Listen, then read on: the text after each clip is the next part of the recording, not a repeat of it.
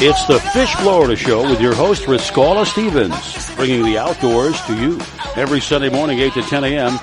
And now your host, Riscala Stevens.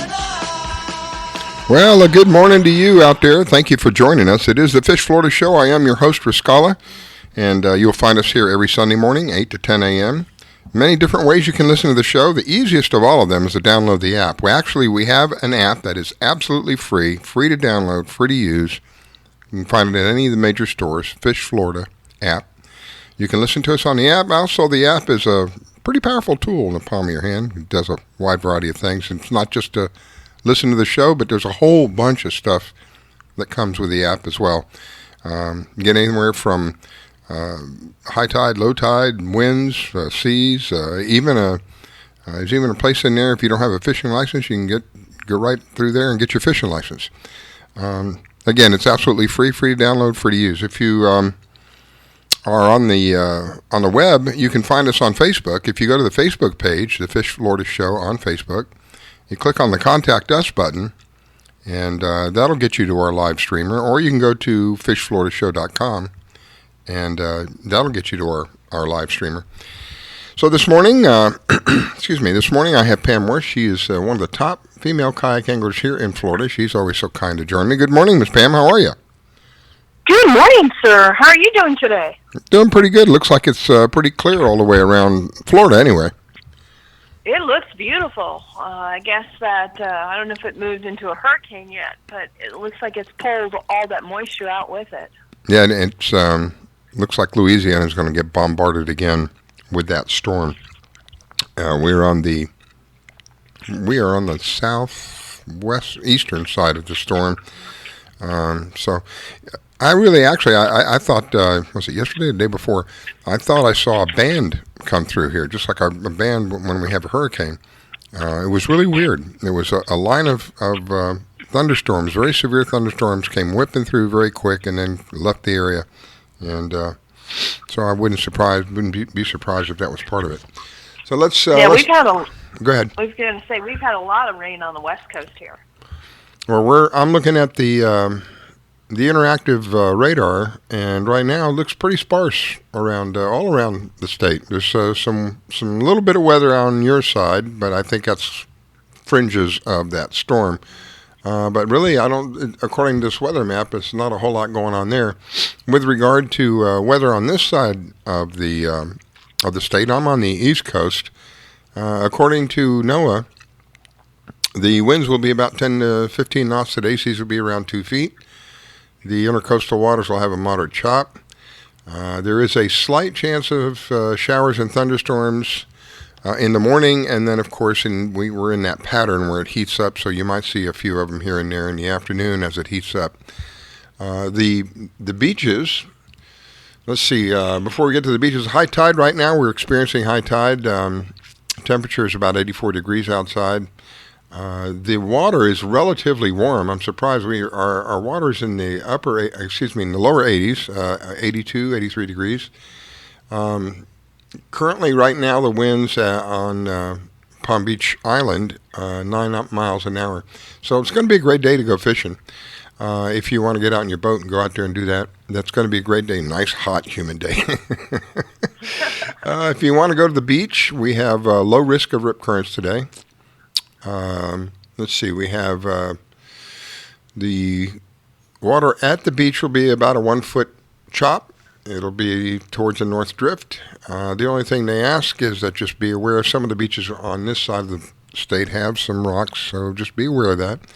Other than that, go out there and enjoy yourself. Looks like it's going to be a really gorgeous day. Did you do any fishing this last week, my dear? Yes, I did. I went fishing yesterday, as a matter of fact, because last week I was in California.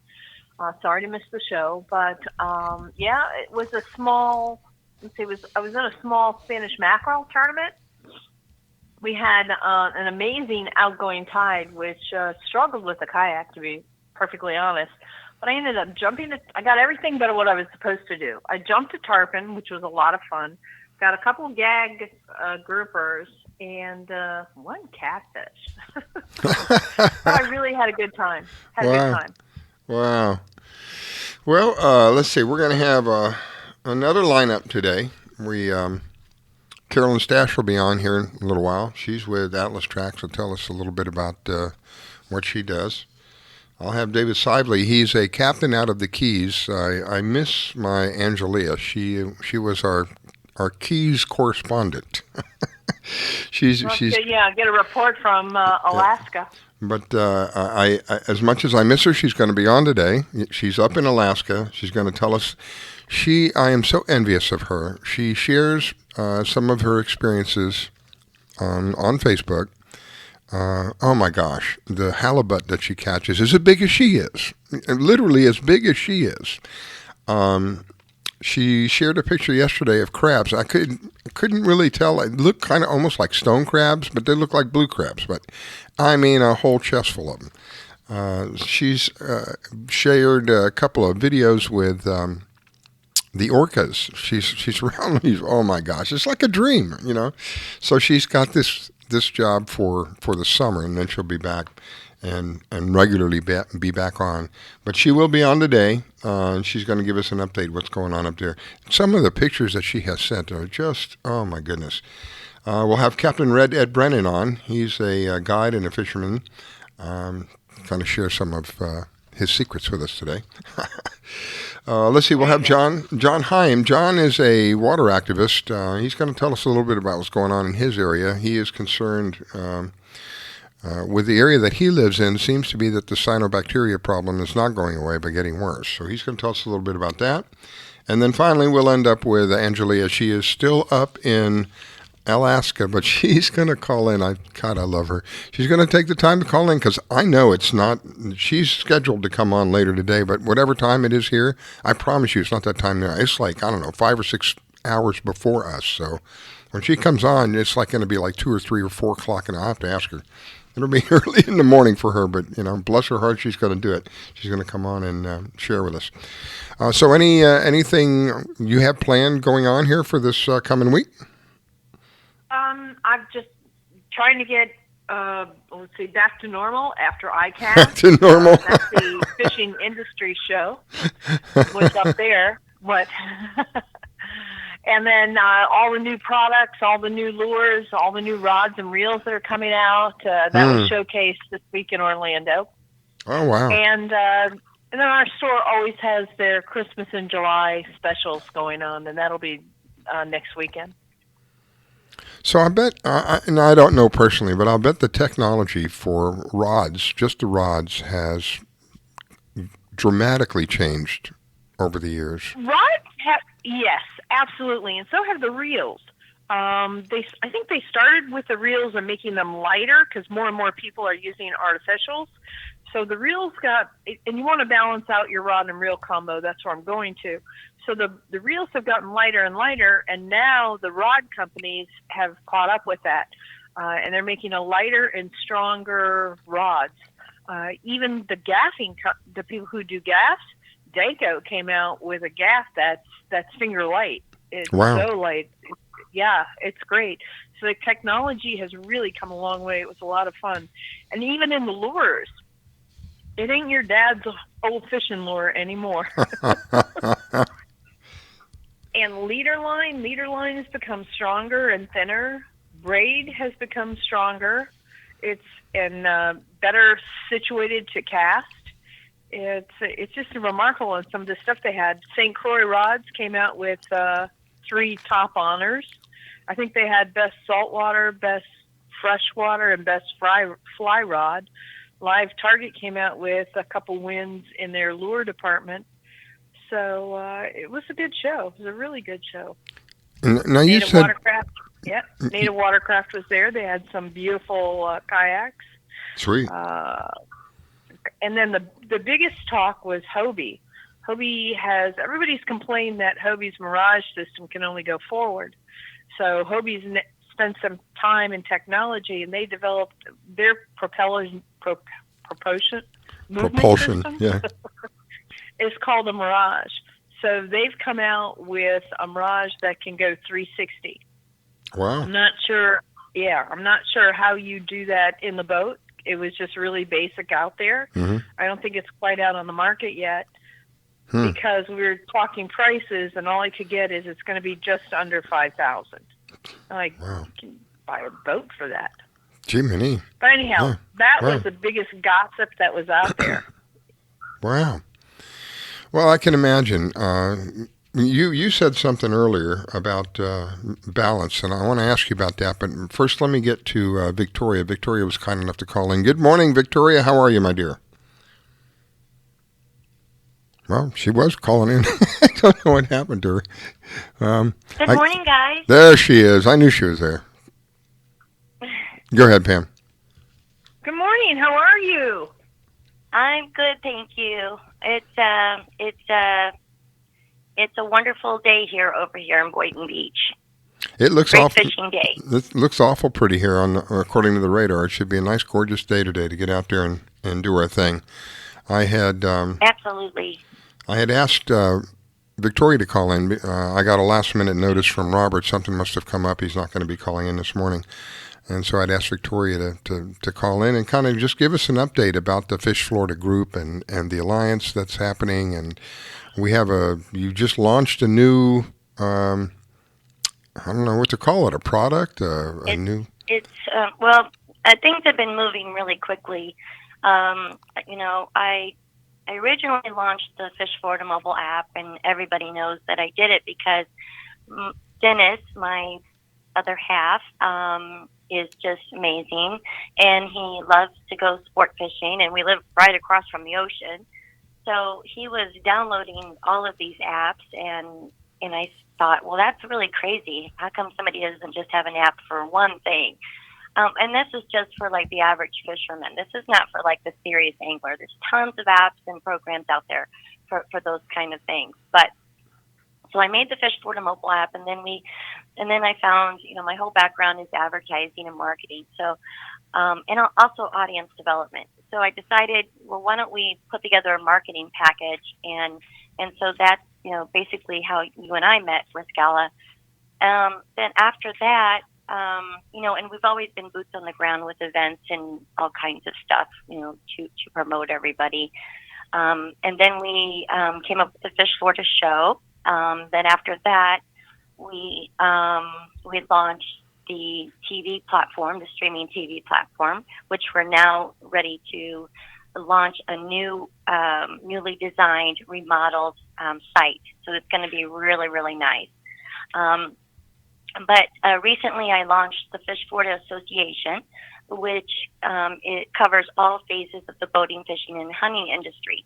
And we've got all kinds of exclusive benefits and discount programs and services that come with the membership. In addition to that, we have things on there, for example, like we have a mechanism for social media. It's unbelievably cheap, but it far outweighs Facebook advertising or Instagram advertising. The cost is like, I want to say $16 to get possibly like 1,000 followers. And you could just, get likes and all kinds of stuff. So I don't know about you, but I've spent a lot of money on Facebook advertising and never got anything like that. So we've got that as one of our vendors. We've also got, we just launched the Fish Florida Marketplace. That is a whole big platform of, savings up to 70% on many, many things. We also have 10% off of like NFL tickets, concerts. There's all kinds of retailers that participate with this. And right now I have a link that you can join for free. So if you're looking for insurance, if you're looking for anything at all, you should join that because it's even like Kayak and all of those other sites, we're about 15% cheaper than them. Whoa. So how does somebody get involved in all that? Where do they go? How do they? I just kind of just mentioned it last week or the other day in my social media. I'm getting ready to to put a link on the app so they can just click on the marketplace and join. I'll put it everywhere so that people can see it. And plus we're going to have this social media group boosting all of our stuff. So we're going to move really quickly. But the marketplace is definitely something for consumers, for everybody to be able to participate with and take advantage of. So if I understand you correctly, the fastest and easiest way to find it is just on the app. Just get the app and you'll have it right there on the app. That on the website, maybe we'll have it. You should put a link on your website. Mm-hmm. We just want everybody. We want to get the word out because it is a fantastic, kind of discount program. There's also cashback shopping with all the retailers. There's retailers like Target and Walmart, just your regular, places that you would shop. There's a cashback program with it. So, kind of covered everything. Cool. So you still get to shop at a major store and you get some money back?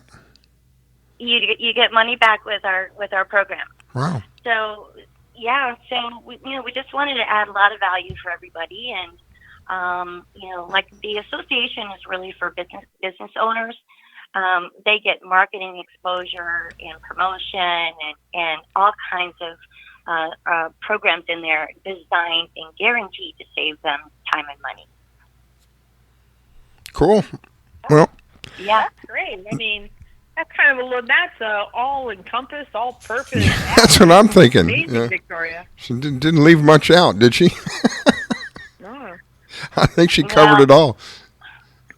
We are, I didn't, when I launched the association, everything moved so quickly. I didn't think that the Fish Florida Marketplace platform would be set up so quick. So I was just really in the process of kind of letting everybody know about the association. When I was at ICAST, I had an opportunity to speak to a lot of the nonprofits and companies out there that are working hard for conservation preservation. Well, we're going to be all about that because we have a program that, everybody that joins the Fish Florida Association, a portion of those proceeds are going to go back into that community. Also, we're going to I had a donations page up, but I took it down because I need to restructure it. But we're going to put groups up there like the Ocean Aid 360. Those groups are doing great things for our environment, our community that we're working so hard to protect with conservation and preservation. So we're gonna put links up there so people can donate. That money goes directly to those charities. Cool. That's great. I'm sorry I missed you up there. I didn't realize you were going to be there. I would have made a point to come see you. I went up there. On the 9th and 10th. I really should have gone up there on the 10th and the 11th. But the time that I did spend there, I really got a lot of traction. I was introduced to some really cool people. So I felt like it was a good use of my time for sure. Excellent. Mhm. Well, how was your experience, Pam? I beg your pardon? Repeat, please. How was your experience? That's my third ICAST. I go up for Tampa Fishing Outfitters. I'm one of their lure buyers, so my job basically is to go out and look for new lures. And I had a blast. I had a good time. I always have a good time. And what's even more interesting is people who you haven't seen in years all of a sudden pop up. I know. It's fun. I had so much fun catching up with people I haven't seen in a long time. So that's one of the finer points of it, too. Wow. I think next year I'm definitely going to put a booth up. I'm going to put a booth up next year for sure. Yeah, I think they're going to they're tightened down a little bit this year, and I think they'll tighten down a little bit next year. This is a trade show. It is not open to the public. Right. And it's supposed to be basically manufacturers, vendors. Yep. Yeah, and I think we're still getting a lot of, just generic people. Oh, and media. Media can be there. But I think they're going to crack down and really tighten a little bit more on who walks in there. But it was a blast. A lot of attention. In the fishing industry, everything stops around ICAST. It's really the buyers and the sellers. Exactly. So. Wow. Definitely. All right, Victoria. I was actually there with Jeff from Fish 307. I was his guest. Yeah, we'll have him on here in the next couple of weeks. I'll ask him to come back on. But I'm up against a break. Thank you for taking time to call in, my dear. Thank you for the update. Greatly appreciate it. Thank you, guys. I really appreciate all you do to promote our brand. God bless. I love you, lady. Bye-bye. Thank you. Bye-bye. All right. Well, it won't be long. Don't go away. It's that magic time. You're listening to the Fish Florida Show with your host, Riscala. Don't go away. We'll be right back.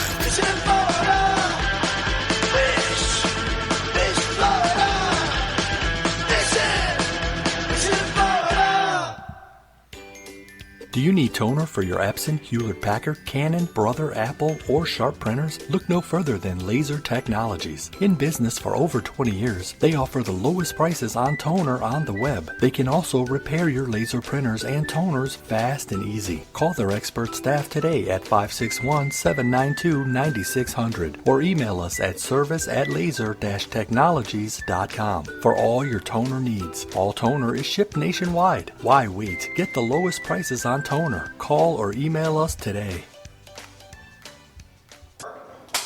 Grace has some pretty stellar arms, like Serena Williams good, but her face is pretty disgusting. Someone please tell him to go back into his closet and leave us alone. Brittany's face is so stupid and I hate her so much. It's like a scientist created her in a lab to annoy humanity and didn't even do that good of a job. Megan reminds me of a troll doll that came to life intent on killing us with her stupidity. Why is Grace's head so big? It definitely has nothing to do with how smart she is and probably everything to do with how bloated she is. He's so funny. Just kidding. Who would find this disfigured flamingo funny? Never post a selfie of yourself. You look so ugly. The only reason you have so many views is because we think you're a freak and we can't look away. Megan is the main reason that the world sucks so much. I would rather get cancer than listen to another Trevor Moran song. You are a mistake. You should have never been born. Drown yourself in a shallow puddle, please. Wow, I hope she's sterile. These really stopped being funny a long time ago. You're so much more than the things that people say about you. Those people have no right to say cruel things to you to make themselves feel better. It's okay that you sound different than everyone else. That's what makes you so special. We will not tolerate it. We will not tolerate it. We will not tolerate it. We will not tolerate it. Every day, people make me feel like I stand out simply because of the way that I look. Every day, people make me feel small. Every day, I face the cruel words of bullying. And every day, people tell me that I'm brave for enduring this humiliation. But we're not the brave ones. It's the ones that say no to the bullying. The witnesses. If we all join together, there's nothing that we can't do. We will no longer be the silent majority.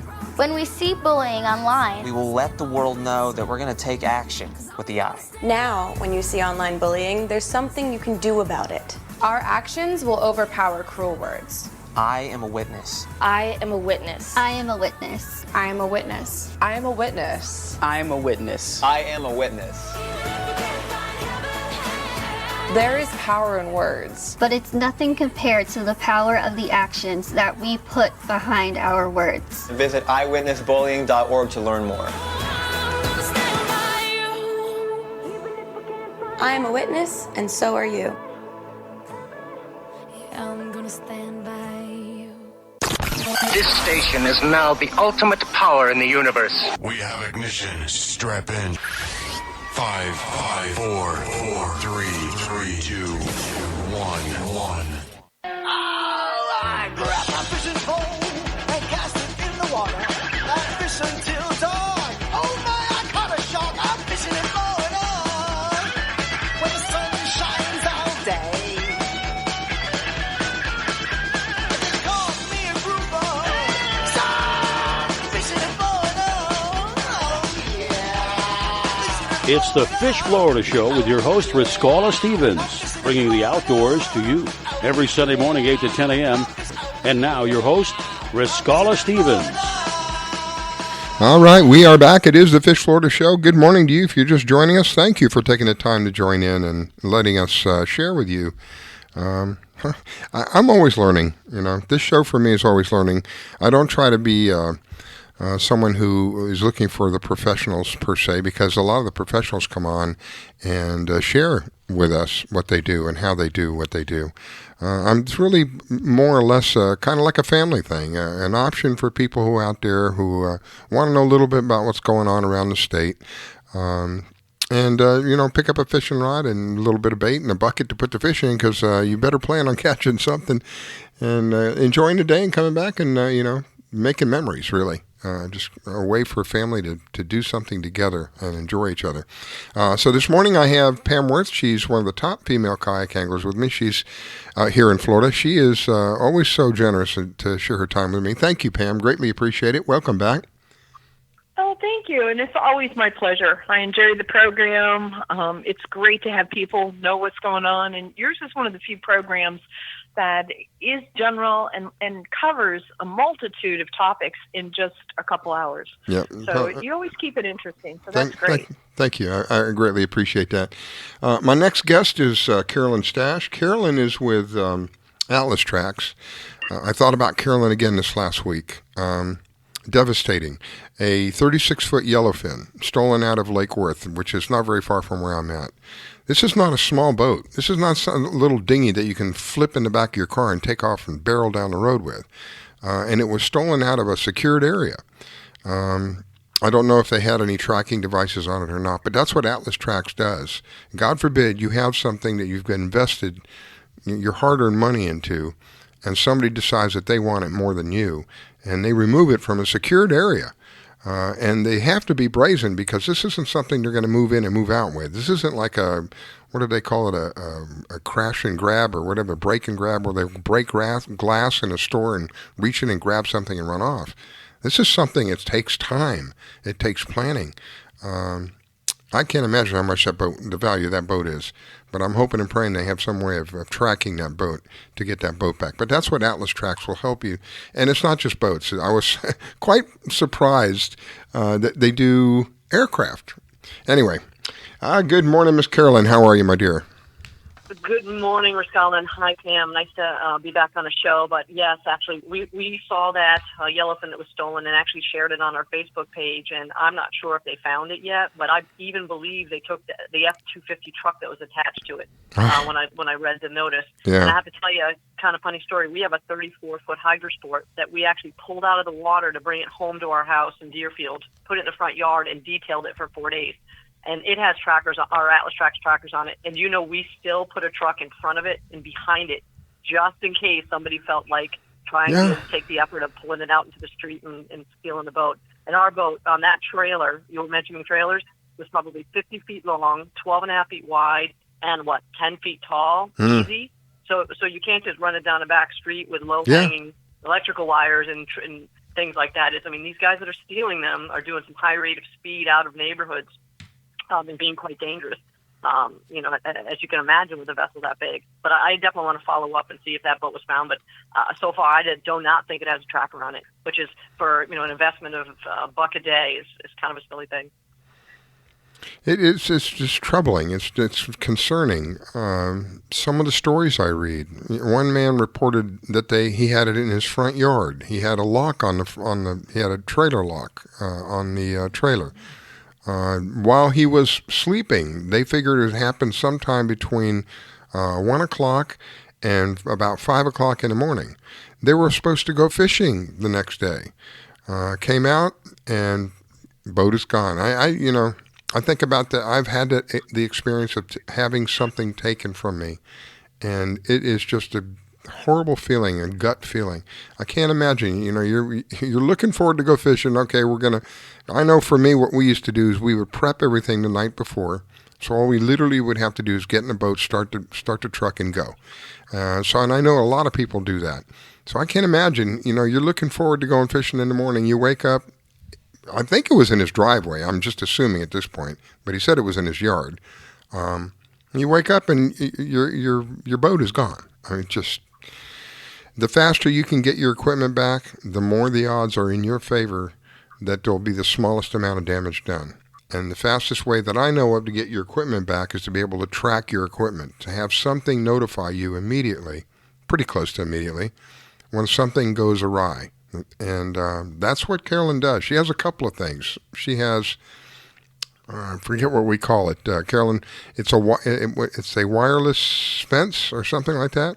Oh, a geofence, sure. So we can program those trackers any way people want for the business or the asset is going on. So typically with a boat of that size or any vessel, if it moves about 200 feet and keeps moving every 10 minutes, it'll send alerts immediately and every 10 minutes until that vessel or boat or wherever that tracker is stops for 5 minutes. So this person, if they would have had a tracker from us anyways, would have started getting emails or text messages in the middle of the night that the boat's moved with a link to a map and a satellite image. So you can see what street, what corner, what major road is going on, and have law enforcement apprehend them.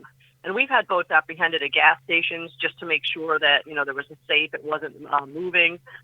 They've gone up the highway. There was a guy playing craps in Las Vegas a couple of years ago, and his boat was being stolen here in Florida and going up 95.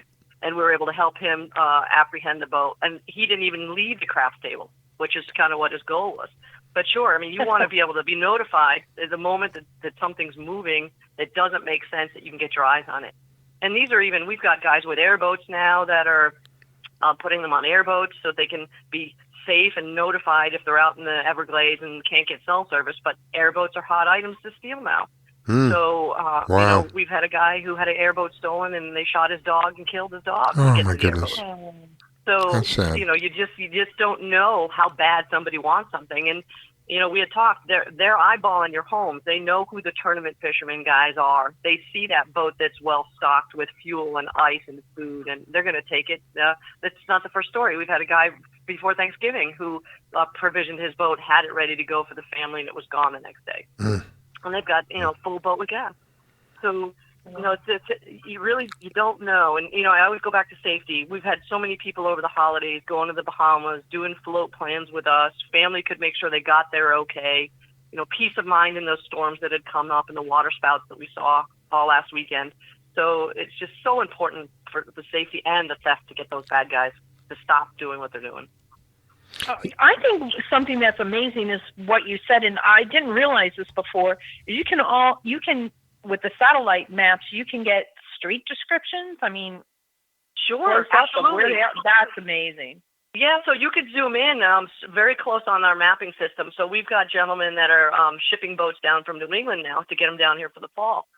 And they're watching the transport companies or their trucks that, when they stop in the hotels, you can see what parking spot they're in with the maps. You can add street labels. You can do anything that you need to do. You can zoom in to see a particular rest stop if someone's fueling up.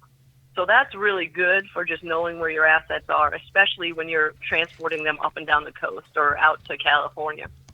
And it's a really good thing that even transport companies can offer. They can say, hey, we've got trackers on our trucks. You'll know where your boat is at all times. Or even horse trailers. We do a lot of transport of the horses back and forth for the polo season. So those owners want to know where those very expensive equine horses are.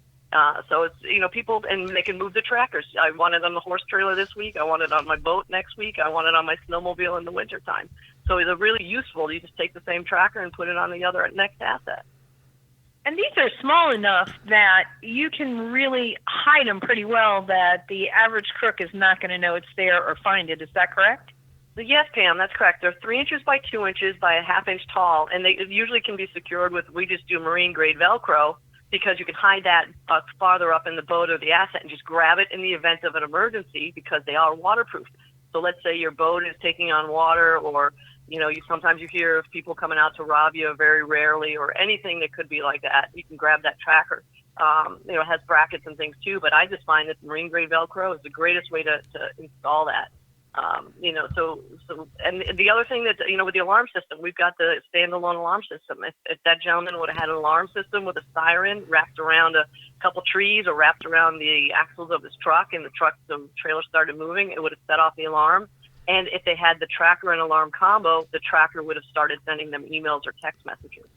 So that way, if somebody is even just on the boat opening a hatch, it would have set the guy an email inside the home and also set off alarm. So there's just low-cost ways to at least get the stuff before it even gets 5 minutes away from your home. And this has got to help on insurance, too. It's mandatory for insurance in Florida with triple-engine boats. You cannot even get insurance. Larger engines, twin engines, you can get discounts for having that almost pays the cost of the yearly service. So it's almost a no-brainer. You can have that peace of mind and not worry, about that. And deductibles are much, much higher without a tracking device in the event of theft. And the other thing I really like about it is the safety aspect of the float plan. Like I tease people all the time and tell them, I don't tell my husband where I'm going. I tell a fishing buddy who exactly knows that waters. But this whole tracking thing, I've talked to you before, and I'm going to do that. It'll give my husband peace of mind. He was wondering where I was. I was out kind of late yesterday.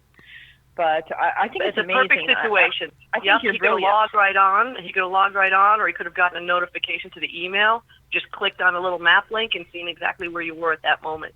So, and then you can calculate how many miles offshore are you, what is your speed. And so I'll tell you exactly what happened. We had a customer coming back from West End the other day. He did not notice he needed fresh batteries in his trackers, and I had one engine out of 3 that were working. So because the tracker wasn't tracking, not because of us, but I was able to figure out the speed he was going, the time of day it last tracked, where his final destination was, and assure the wife that he would be home between 4:15 and 5 o'clock if he continued on this current route that he did the last 4 hours. So that was, another thing we were able to at least tell her about when he'd show up, even though the tracker had stopped tracking, about an hour earlier, which was peace of mind for her and him as well. The one aspect that you kind of touched on is, and I think about, this is what comes to mind when I talk about this. There was a couple of kids here in Palm Beach a couple of years ago. These kids grew up on the water. They grew up around boats. They grew up with a fishing pole in their hand. And they went out of Jupiter Inlet, if I remember correctly, and to do some fishing. They didn't come back when they were supposed to be back. They were missing for several days. The boat was found, and if I remember correctly, I think the bodies were found some time shortly thereafter. I think to myself, if they had an Atlas Trax, because this thing is small enough to literally fit in your jeans pocket, in your back pocket, if they had one of these with them, and they were responsible enough to leave a plan with somebody. Okay, we plan on being back by whatever time, and they're not back by that time. Somebody could have been very easily gone to a computer somewhere and tracked them. Can't find a computer? Call Carolyn. She's got a computer. And track them and know exactly where they're at.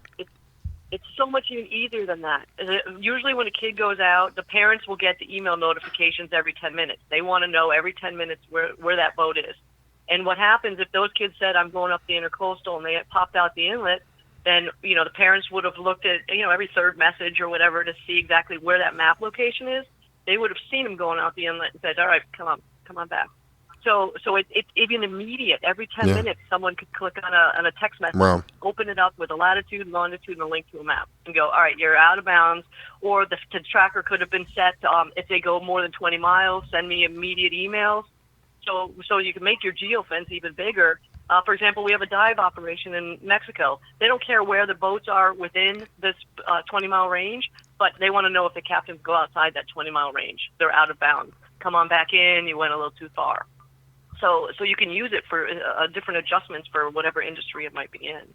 But you're right. I mean, to have kids go out or family members, or there was a huge tournament yesterday with Palm Beach Big Dog Fat Cat. That's probably 15 boats with trackers on them, just in case someone's overdue, like you were, Pam, just a little bit. Yeah. No, I got that frantic. He's good about not making the frantic phone call anymore, but I did get the text, and it's real funny. It's like, I'm eating dinner here by myself. Were you going to join me? Hint.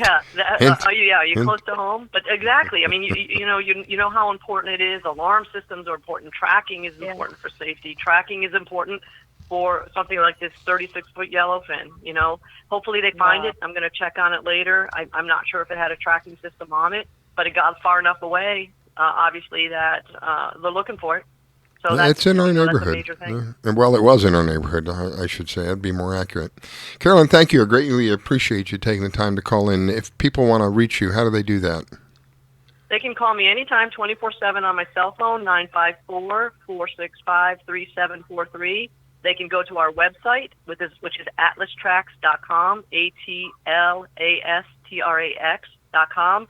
And we're all over Facebook with our Atlas Trax page. People can make comments, see maps, really fun stuff there to check us out. And remember, we do have some rentals. If someone needs them for just a long weekend, we can make sure they at least have some kind of safety device, tracking device. Yeah.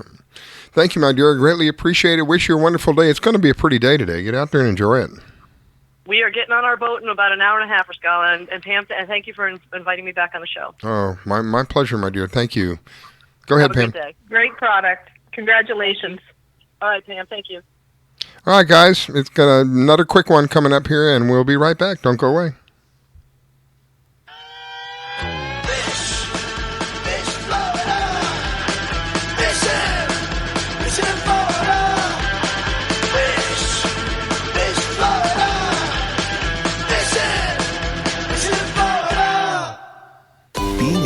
Is an adventure full of special moments. A cruise? Surprise! Unexpected moments. I got this.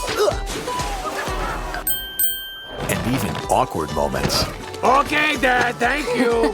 But every moment you spend with your kids, even the smallest moments, can make the biggest impact on your child's life. So take a moment to be a dad today.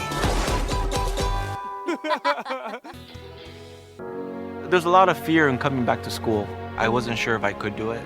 I'm a 40-year-old man that walked in there to get his high school diploma. It was very hard for me, but the teachers, the counselors, they help you. One of the teachers was Miss Araceli. Miss Araceli, she gave me direction. Every single time I had a question, she'll put down whatever she's doing and she'll come over and she'll sit there with you until you get it. Thank you, Miss Araceli. I know you make a difference in people's lives because of the person and teacher you are. I wanted to be here because I wanted to thank you for helping me get a beautiful gift. 50% of getting your high school diploma is walking through those doors. The other 50% is doing the work. Getting your high school diploma, it is a life-changing experience. It really is.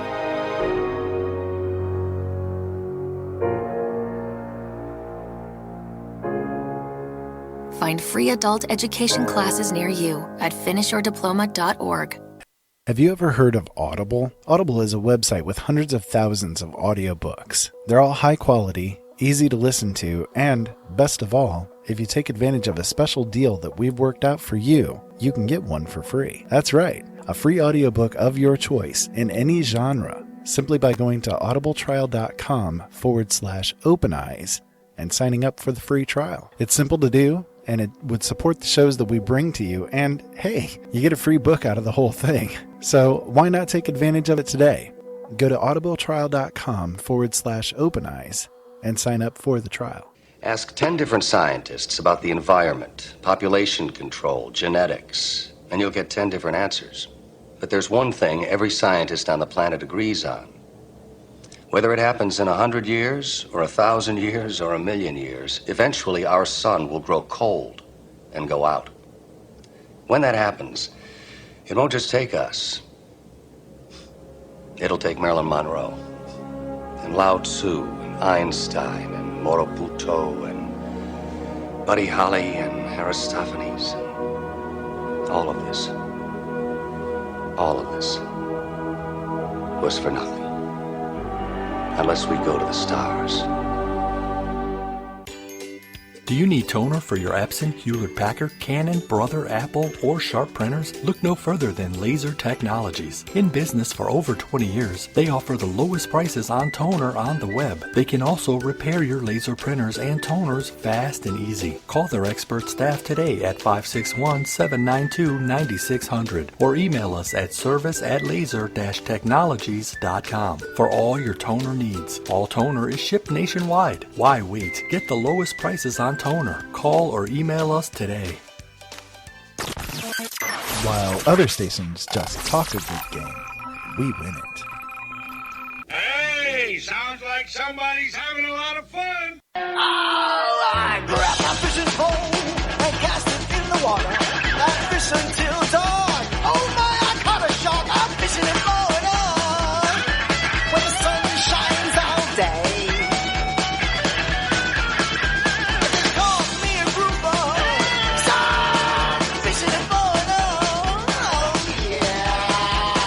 It's the Fish Florida Show with your host, Riscala Stevens, bringing the outdoors to you every Sunday morning, 8 to 10 a.m. And now your host, Riscala Stevens. All right, we are back. It is the Fish Florida Show. Good morning to you if you're just joining us. So you can find us every Sunday morning here at, let's see, you can find us by going on Facebook, clicking on Contact Us, and you can listen live there. You can find us on fishfloridashow.com. Click on Listen Live there. The easiest way to find us is download our app. We have an absolutely free app. It's free to download, free to use. What drives me up the wall is occasionally I'll find something that looks interesting. It's a free download. I download it and only find out it's going to cost me money to use it later. This is free, and it is really a powerful tool to have in the palm of your hand. It tells you a wide variety of things. Let's see. We have Pam Worth. She's one of the top female kayak anglers. Welcome back, Pam. Good morning, Riscala. Thank you for having me on the show. It's always a pleasure to have you on. And I have David Sivley. I hope I'm saying his last name correctly. He's out of the Keys. He's going to give us a report about what's going on down there. Good morning, David. Good morning. How are we this morning? Go ahead, Pam. I'm doing great. I'm doing great. You're down on the Keys. That's like one of my favorite places to fish. What's it like down there, and what's the fishing been like over the last week? The last week, it's actually really started to heat up down here. The mahi bite's been absolutely on fire. Anywhere between 600 and 2,000 feet of water, you're finding birds, and some really nice shoestring weed lines, and some bigger weed lines as well. So, and what are you using? Are you trolling for them? Do you sight cast? It depends on the day. If we get out there and we're not seeing a lot of debris or birds or weed lines, we'll set up a troll on a nice rip, two currents coming together, and work that area for a while. If we find fish, then we'll continue to work it. If not, we usually pick up and run and gun and run birds down, look on the radar, try to find clusters of birds, and look for birds on the water picking away, and keep our eyes open for the debris. We found a bunch of really nice fish on a 5-gallon bucket a few days ago. How cool. I think one of my best Maui trips was we found a floating cypress stump, and there must have been 40 or 50 fish around it. But what else is going on down there? As you know, it's red snapper season. The red snapper bite's been absolutely incredible. To the west of Key West, off the Marquesas Islands in the 200-foot range stuff, the red snapper have been stacked up out there really thick. That's great. Now, are you out of Key West? I am. I'm out of Stock Island Marina Village. It's a new marina. It's about 3 years old. It partners with the new Perry Hotel. It's a really beautiful location, and we're pretty much 4.5-5 miles from the reef if you go straight south from there. Oh, that's not a long trip at all. That's great. Yeah. Yes, it's a beautiful location, and it gives us access to either go east and fish offshore up there. I've got a lot of really great deep drop spots to the east of my marina where we catch a lot of snowy groupers. The snowy grouper bite has just continued for the last 3 or 4 weeks to just be absolutely, it's just been really easy. Pretty much every drop we're getting our fish. Wow. I want to come down. Jeez. Exactly. I'm sorry. I didn't mean to take over. I just got so excited. That's not a problem. Not a problem at all. David, I wanted to ask you, you are forgive me if I'm mistaken, you're a charter captain? Yes, sir. I've been a charter captain down here in the Florida Keys for almost 12 years now. Me and my wife, Lou, we just started our company about 2 years ago. It's called What's Crackin'? Keys Fishing Adventure. Yeah, I wanted to get that again. Can you spell it out for me? Yes, it's What's, W-H-A-T-S, Kraken as the mystical sea creature, K-R-A-K-E-N. Keys Fishing Adventures.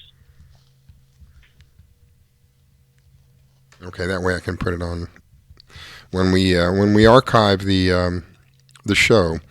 There is a list of all the guests, and I'll have that included in the list in case anybody wants to look it up. Excuse me. So right now, I looked at the radar this morning before coming on, and it looked absolutely clear all the way around the state. Looks like it's going to be a really nice day. Are you experiencing like a calm sea right now down there? They're saying 2 feet or less up here. The last few days, actually, we've had quite a bit of wind down here. It's been blowing about 15 to 20 knots, which I enjoy. I like it to be a little rough, especially this time of year with that wind. You know, that 5-knot variables absolutely melts you when you're out there for a full day trying to find mahi. The air conditioning is gone, my friend. Yes, that is true. And that's why we try to keep our trolling to a limited. You know, if there's not fish, we pick up and run. We're not trying to melt ourselves, you know, hoping for a bite. So it sounds like you're really customer friendly. Do you do anything from the first time all the way up to the pro, or what are you looking at out there? Say that one more time. It sounds like you're very customer friendly, that you're after their needs. Do you specialize in just first time anglers, or do you give a thrill to an angler, you know, that's been out there, crusty angler, should I say? Seasoned. Yeah, we cater from everywhere from families. I have 2 little boys, so I love taking little kids fishing, snapper fishing, doing the bottom game, lots of action, and then all the way up to the pro angler. You know, if I get a lot of clients that strictly want to fish artificials, so I'll take them out and we'll throw artificials at mahis, wahoos, try to tease fish up for them. You know, I cater to every class of angler. You sound very experienced and talented. That's interesting. That's great that you just don't limit it to one thing or one category, that you're there for everybody. Yes, ma'am. I was going to say, the word you were looking for is seasoned. Seasoned. Thank you. Thank you. I only had one cup of Seasoned angler. What kind of boat do you run? I've got a 2014 32-foot Sea Hunter with twin F300s on it. Beautiful. Beautiful. That gives lots of room, too. Yes, she's a workhorse, and she's been an absolutely wonderful boat to us, and extremely safe. That's the reason we went with the Sea Hunter, being foam-filled and carbon Kevlar hull. Oh, so it's really buoyant, and it's got the power. Take you to where you're going pretty quick. Yeah, and great fuel economy still. Even being a 32-footer, I still get, 1.5 miles to the gallon. Wow. So anything planned that you are aware of, any tournaments or anything that you know of going on down in the Keys? Absolutely. We have the Marlin tournament kicking off this Wednesday from the 17th through the 19th. So Wednesday, Thursday, and Friday, there's going to be, I think, 70 boats in the tournament. And it's actually coinciding with a really good, it looks like it's going to be a really good year for Marlin. I've raised 3 or 4 Marlin over the last 2 weeks. Wow. In our trolling spread. We've connected with a couple of them, but we haven't caught any of them. But it looks like we're going to have a really good fishery for the tournament this year. So we have a tournament coming up this Wednesday. Anything after that? Not that I know down here in Key West. We're pretty much coming to the end of all of our tournaments. It's okay. Well, I was going to ask you something else, but my mind just went blank. That's what happened. Well, I have a quick question. Are you on any of the social media, Facebook, Instagram, website? We are. So if you go on Instagram, you can find us at what's.kraken. Okay. And Facebook will be the same, What's Kraken. Okay, cool. And is there a phone number in case somebody wants to call and ask additional questions? So our business phone number is 305-310-4206. Can you repeat that one more time for people? Yep, it's 305-310-4206. I'm going to change a little bit. What is your favorite fish to target? Oh, well, it's silly to say, but marlin. I spent 4 years overseas fishing for marlin. Wow. It's a silly fishery here. You can't really go out and target marlin here in the Florida Keys every day. But that's my favorite fish to go out and target. I lived in New Zealand for 2 years and did the blue, black, and striped marlin thing over there. And then 2013, I fished out of Australia, out of Cairns. Cool. And our boat actually won the Black Marlin Classic back in 2013. Wow. How big was that fish? Congratulations. It was a numbers tournament. Over Oh. a week, we caught 11 black marlin. 3 of them were over 1,000 pounds. God. Holy smokes. Yes. Yeah. Lots of fun. But other than that, Lots of work. I'd say the mahi fishery this time of year is my favorite fishery. Because you can find those schoolies and still have a 6-7-year-old kid catch them. And you can also make the dad happy as well. And everybody's tummy. Oh, yeah. Good tasting fish. Yes, they are. They are the closest thing that I have found that you can cook just about anything, any way you want. I've never boiled it, but I've had it broiled. It comes out great. Had it barbecued, comes out great. Have it fried, oh my gosh. Well, and even boiled. I boil leftover mahi and trimmings and make a mahi salad out of it all the time. Oh, wow. Wow. Well, I know a friend of mine, years ago when I had a boat, we go down, my favorite place was Isla Morada. We went out of Isla Morada at some particular time, came back with several tuna.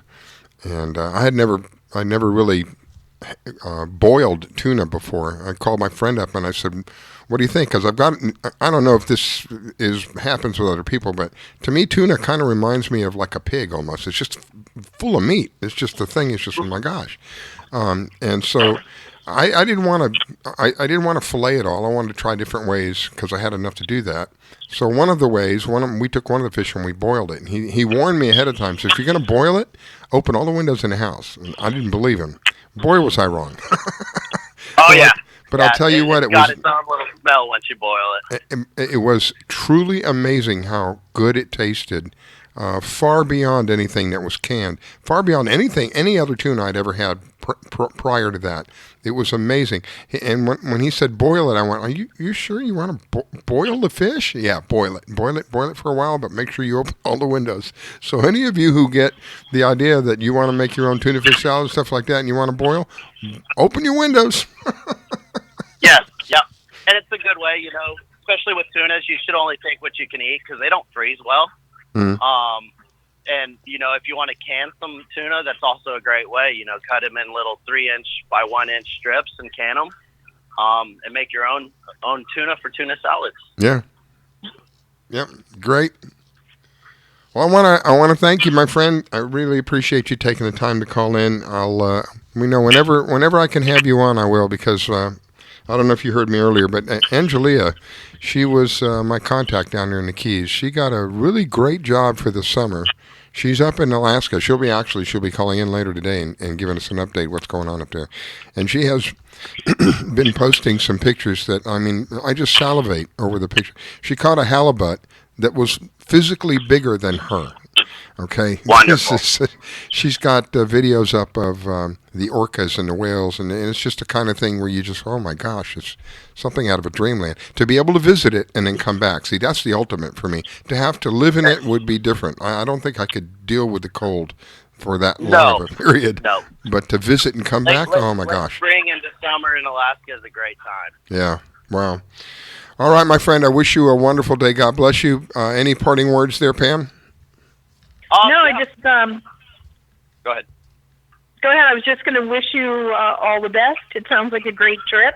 And Riscella, we need to get down to the Keys, my friend. Yes, I'm telling you. All right, my friend. Thank you so much. I greatly appreciate it. All right. Oh, Dave, before you go, one thing. I want to know, how do you pronounce your last name? It's Sivley. Sivley. Okay, so I apologize. I said Sivley earlier. It is David Sivley. You can find him on Facebook. Sir. You can find him on Instagram. Have a blessed day, my friend. God bless you. All right, thank you guys. Tight line. See ya.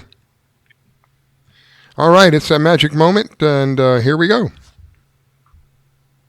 You're listening to the Fish Florida Show with your host, Riscella. Don't go away. We'll be right back.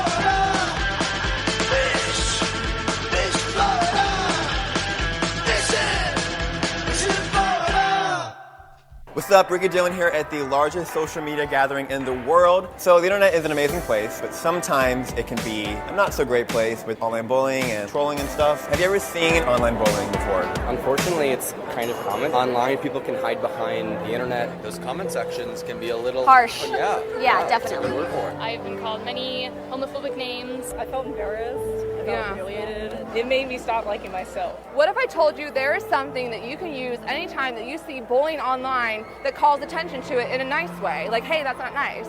I wish that was the thing. It's this! So anytime that you see any kind of hate online, go into your phone, go into the symbol section, post this I, and it says that that's bullying. That's not nice. So would you post this if you saw someone bullying someone?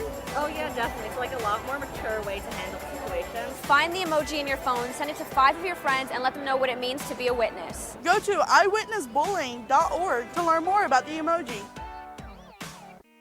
Thinking of moving?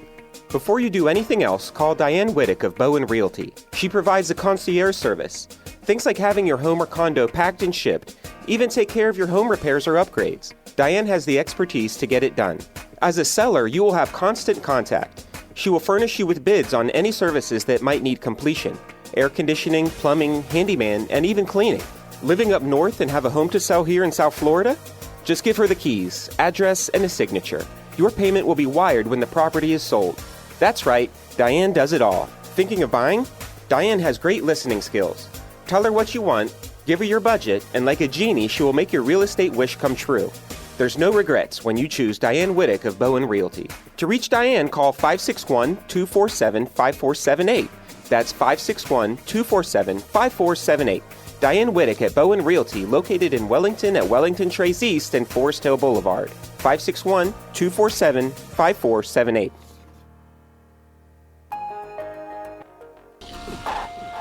We just finished dinner and it was time for homework. He hates homework. It makes no sense. I don't know how he finds anything in his backpack. I can't find my backpack. I couldn't even read his handwriting. Holding the pencil makes my hand hurt. I know he's bright. Why is it so hard for me? He's I'm just trying gotta as try a hard little as harder. I can.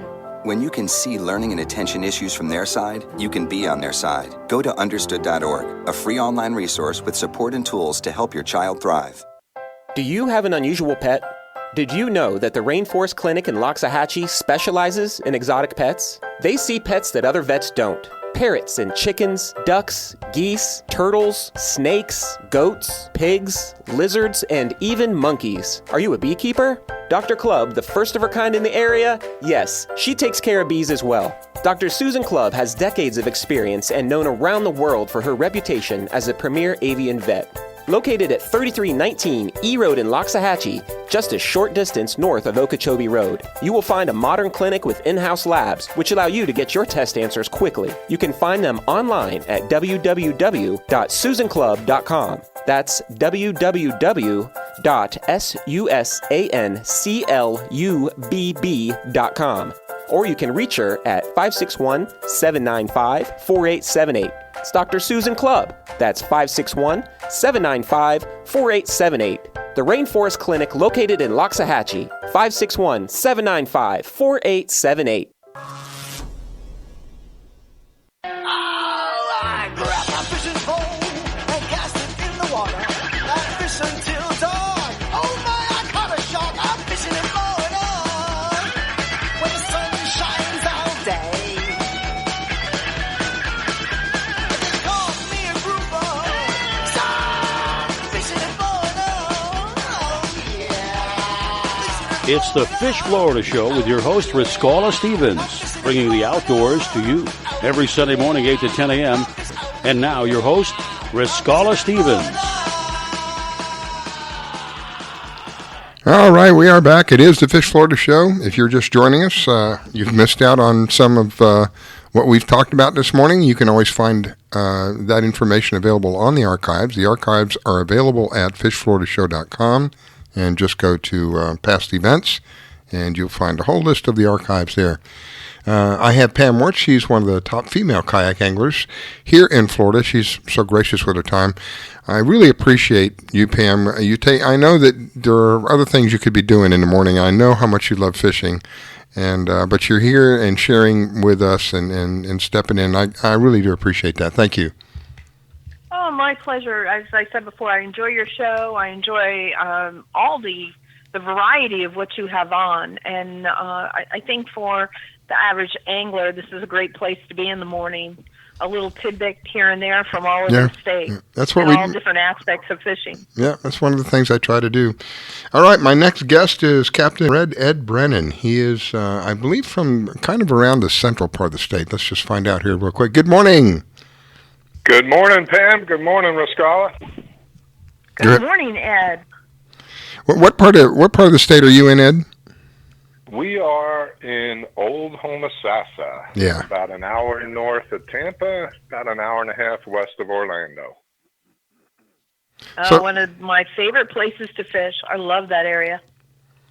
Yeah, it's beautiful up here. It's old Florida for sure. We're right in the middle of a 31,000-acre national wildlife refuge. How sweet is that? So tell me a little bit about the fishing action going on where you're at. What's happening up there? Well, this time of the year, it's all about scallops. Scallops. Scallop season opened July 1st, and it runs through September 24th, and we now have a floating city outside of Homosassa. Huh? What is it? And up to Ozella. Oh, well, geez, all of Citrus County, really. We have the boats that come out of Crystal River to the north, and then to the south, Chazawiska. So those are on either side of us. So there's a South Fleet, a North Fleet, and we're right in the middle. Oh my goodness! So kind of like the best comparison I can give you, kind of like mini lobster season in the Keys, except for it lasts for 3 months. Wow. Yeah. How are they right now? How is the collecting? Has it been as good as before? It's getting better every day. As a matter of fact, the folks I had out yesterday were out the day before, and we probably got 4 times as many yesterday as the day before. Good gravy. It's not like it's been in previous seasons where everybody kind of got spoiled with real easy limits. Heck, I was telling the folks yesterday, I can remember getting 11 in one breath. Wow. But we've had so much rain up here, the salinity level isn't right yet. The mother lode hasn't come in. And that's what I keep saying. Are you going to be on the boat when the mother lode arrives? We had a guy a couple days ago was out in 20 foot with tanks and got a limit. And the shrimp boats that are out deep, they're getting them in their nets. So they're out there. They just haven't come in. But like I said, every day it's been getting better. I have 4 boats going out at noon today. We have 22 folks we're taking out in 4 boats. So we can handle any size group. We do 2 charters a day. The morning charter's from 7 to 11, and the afternoon is from 12 to 4. Okay, so I'm not real familiar with scalloping. This is going to be silly, but I'm truly a curious person. When you take somebody scalloping, what are they doing? Well, they usually bring TNT and throw it in the water, and then the scallops float up to the top. Okay, disclaimer, he's teasing people. Everybody's teasing. No, it's the best description I can give you is it's like an underwater Easter egg hunt. You're snorkeling and usually... That's what I thought. All right. Well, you're snorkeling in usually waist to chest deep water. Yesterday we were probably in 4 to 5 foot of water, and you snorkel down and grab them and put them in your bag. I have a question. On the boat, do you supply the snorkel and the fins, or do your customers need to bring that with them? All of our boats in our fleet, and we've had as many as 10 boats out there at the same time. All of our boats have 6 extra sets of gear, mask, snorkel, fins, but we do recommend if the folks have their own, bring your own. You're comfortable with it, it fits. But really, all our clients need to bring is a cooler with whatever they want to eat and drink, and we have everything else they need on the boat. Are scallops on the top, or under the sand? No, well, they're not in the sand.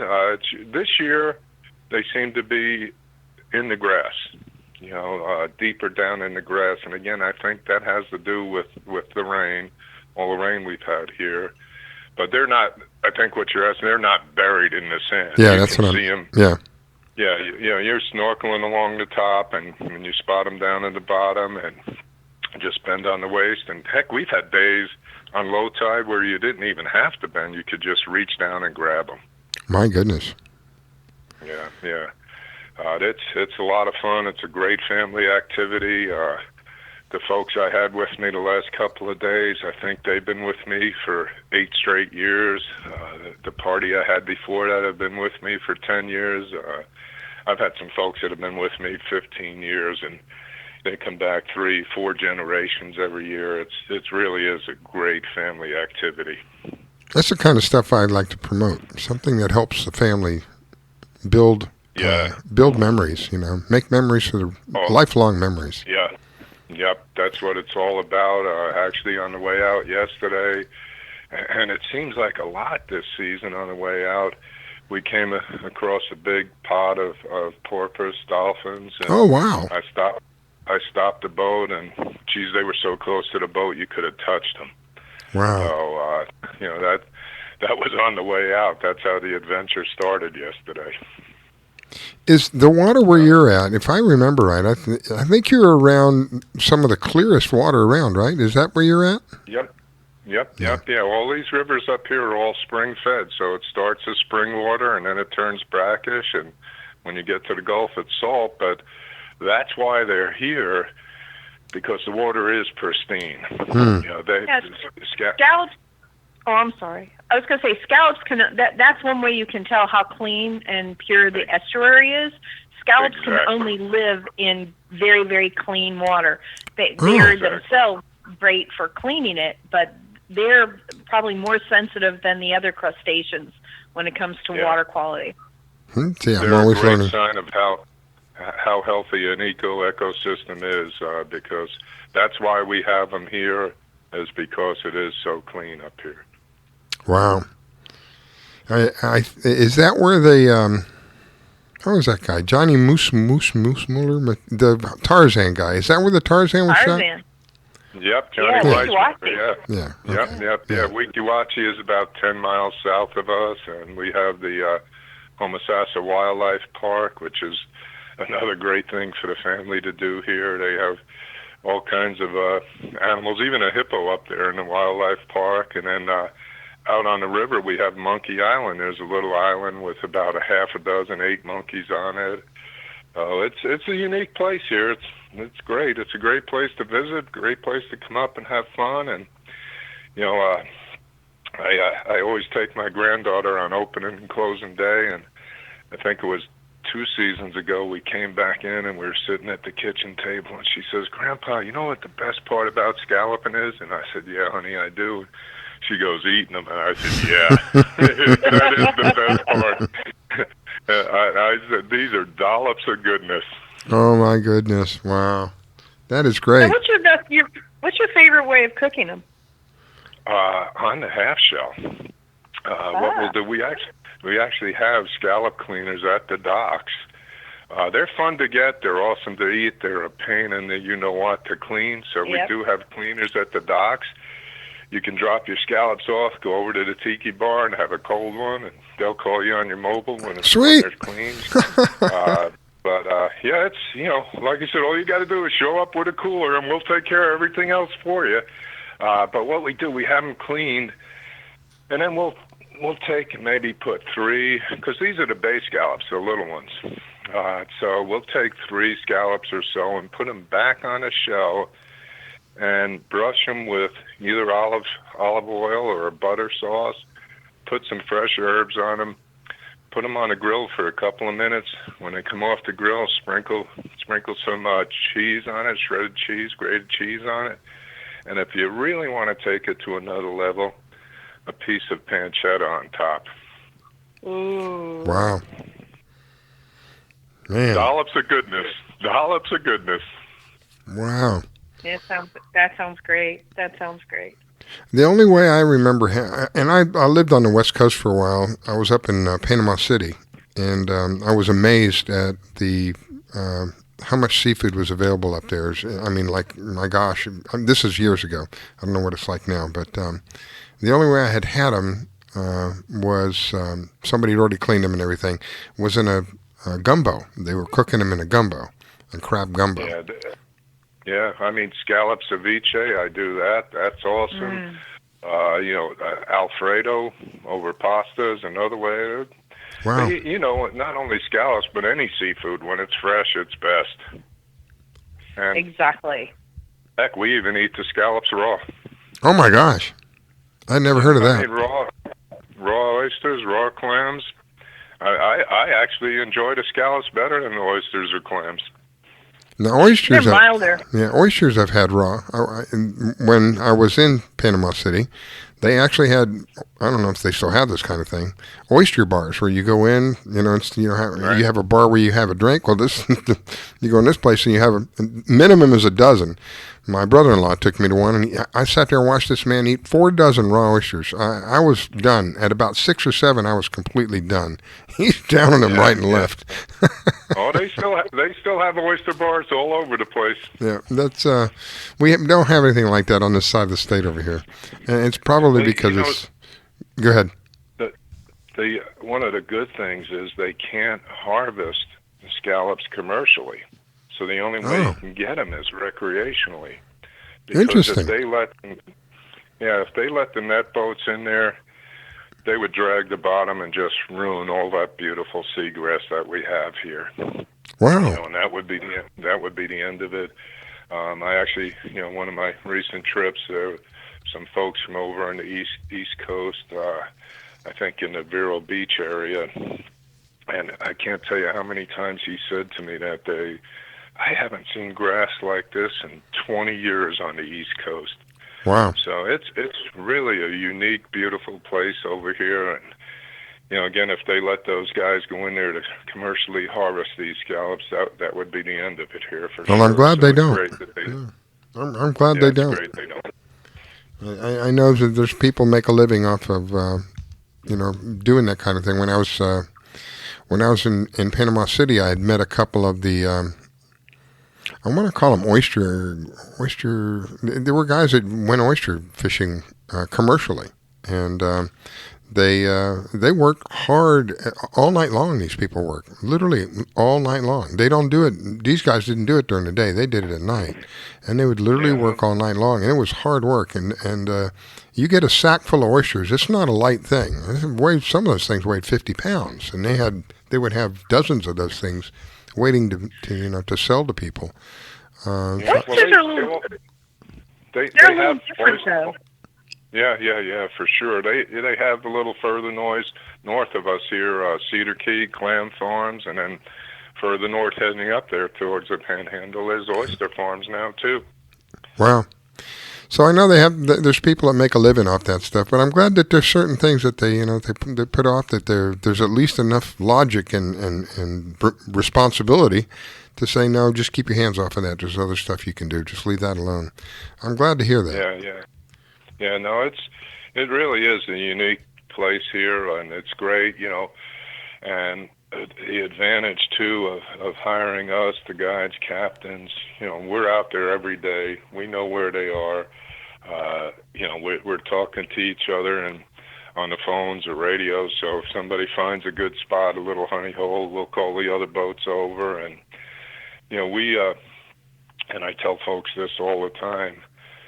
I go out through the backcountry. I get off of the main river as fast as I can, to get away from the traffic and all the craziness and the rental pontoon boats. So we go out through the backcountry. That's one reason. 2, it's shorter. And 3, it's real scenic. When we turn off the main river, there's no roads, there's no cars. And it's rare that you even see another boat until you get to the Gulf, and then, like I said earlier, it's a floating city. Geez, the 4th of July, you probably could have walked from boat to boat to boat. Reminds me of the days in in Dade County, when shrimp season would open up in the bay, you'd literally have to be careful because you'd be literally, I'm not exaggerating, at times be bumping into other boats because there'd be so many people out there shrimping. And something else about scallops that most people don't know is their average lifespan is 14 to 16 months, and every scallop lays between 2 to 4 million eggs. Wow. That's very interesting. All right, my friend, I am all out of time. But before I go, if people want to reach you, Captain Red, how do people do that? Yeah, our scallop website is Homosassa Scallop Association, and let me spell Homosassa. It's HOMOSASSA. Homosassa Scallop Association.com. Our fishing website is homosassaredfish.com. And we're on all social media, Facebook, Red Ed Adventures, and the phone number is 352-382-3939. All right, my friend. Red Head Adventures? No, Red Ed. Oh, okay. Captain Red Ed. Just wanted that clear. Yep. All right, my friend. God bless you. Wish you a wonderful day. Looking forward to having you back on, giving us an update here in the future. Wish you a wonderful day. Great. We'll be out there swimming shortly. I'm so envious. Thank you. Let's go scalloping. Yep, I want to do that. We're going to catch up with you here, hopefully. All right, my friends. Thanks again. Yes, sir. It is that moment. Don't be shy. We'll be right back. You're listening to the Fish Florida Show with your host, Riscella. Don't go away. We'll be right back.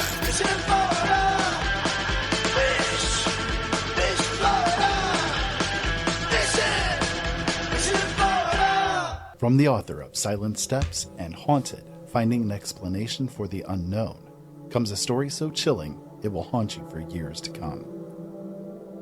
Krista is a young woman escaping her past, running away from her family, her traumas, and her God, hoping to find a new life in a different town.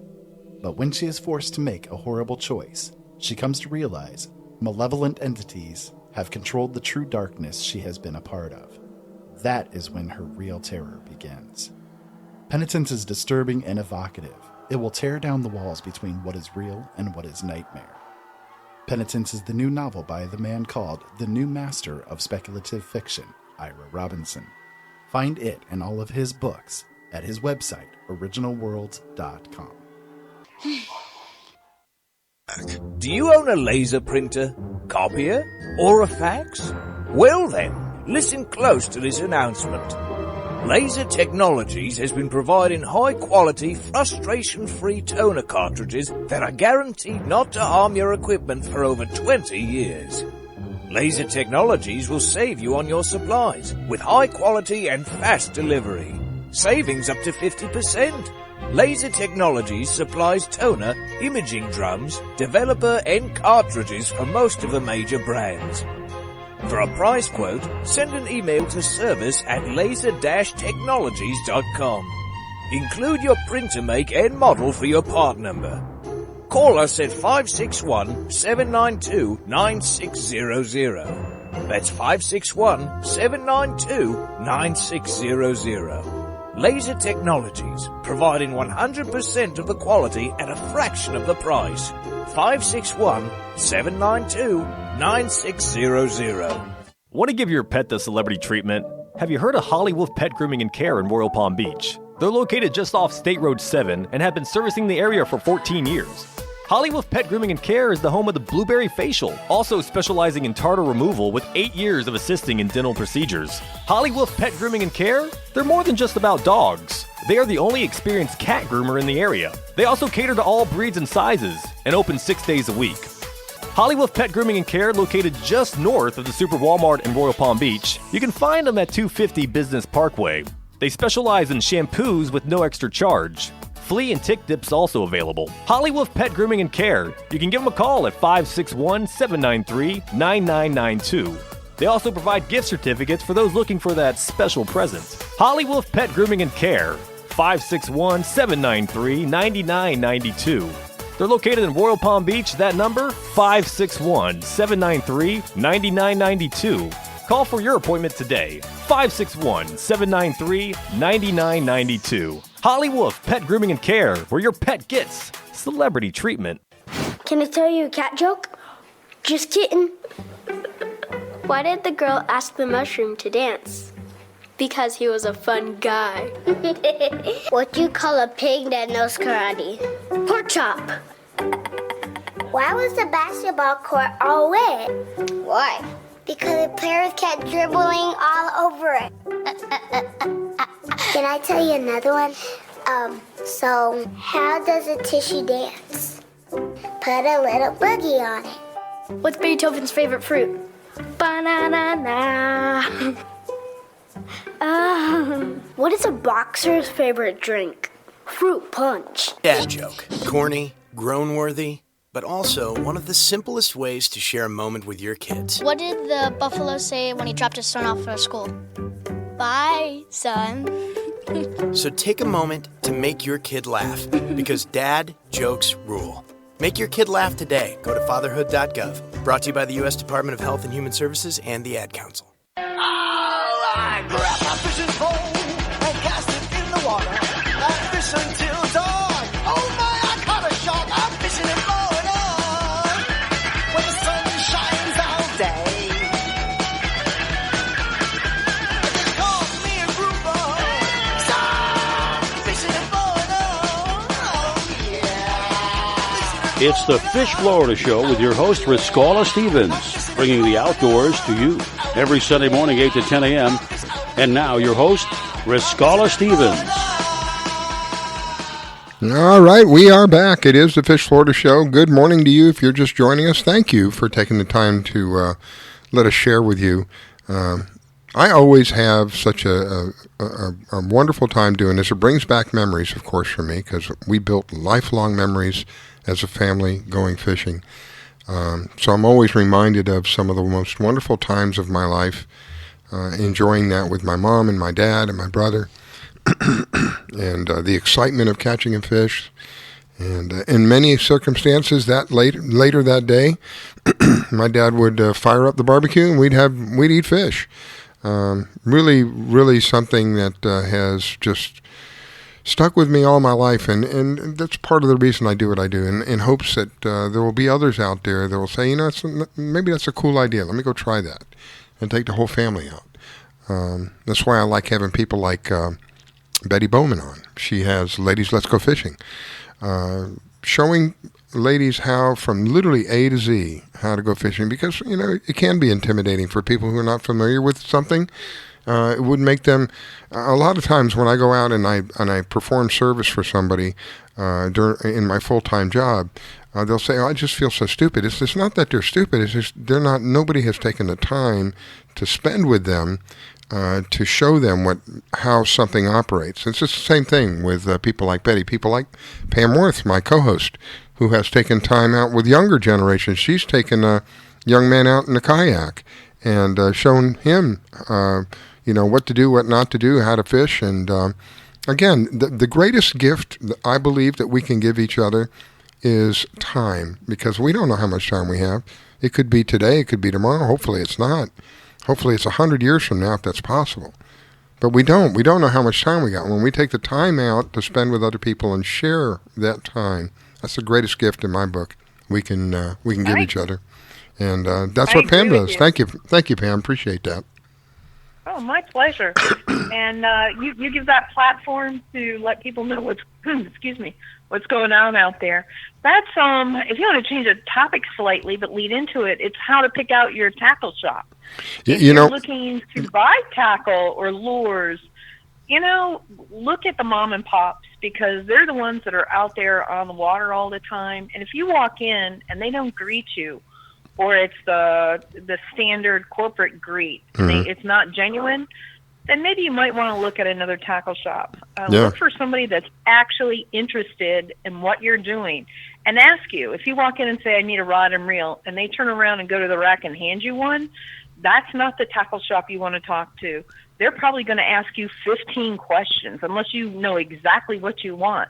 They'll probably ask you 15 questions just in general, your fishing, your ability, how often you go out, how, what you're targeting, how often do you target that particular fish, are you going to use it for a combo for inshore fish as well as offshore, because what they're trying to do is narrow down the perfect rod and reel combination for your particular needs, not just what's the not best the dollar selling sign. rod that day. Yeah, not the dollar sign for the day.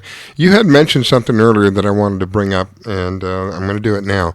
We were talking about how the technology between the reels and the rods, they've made the reels lighter, and now the rods have caught up.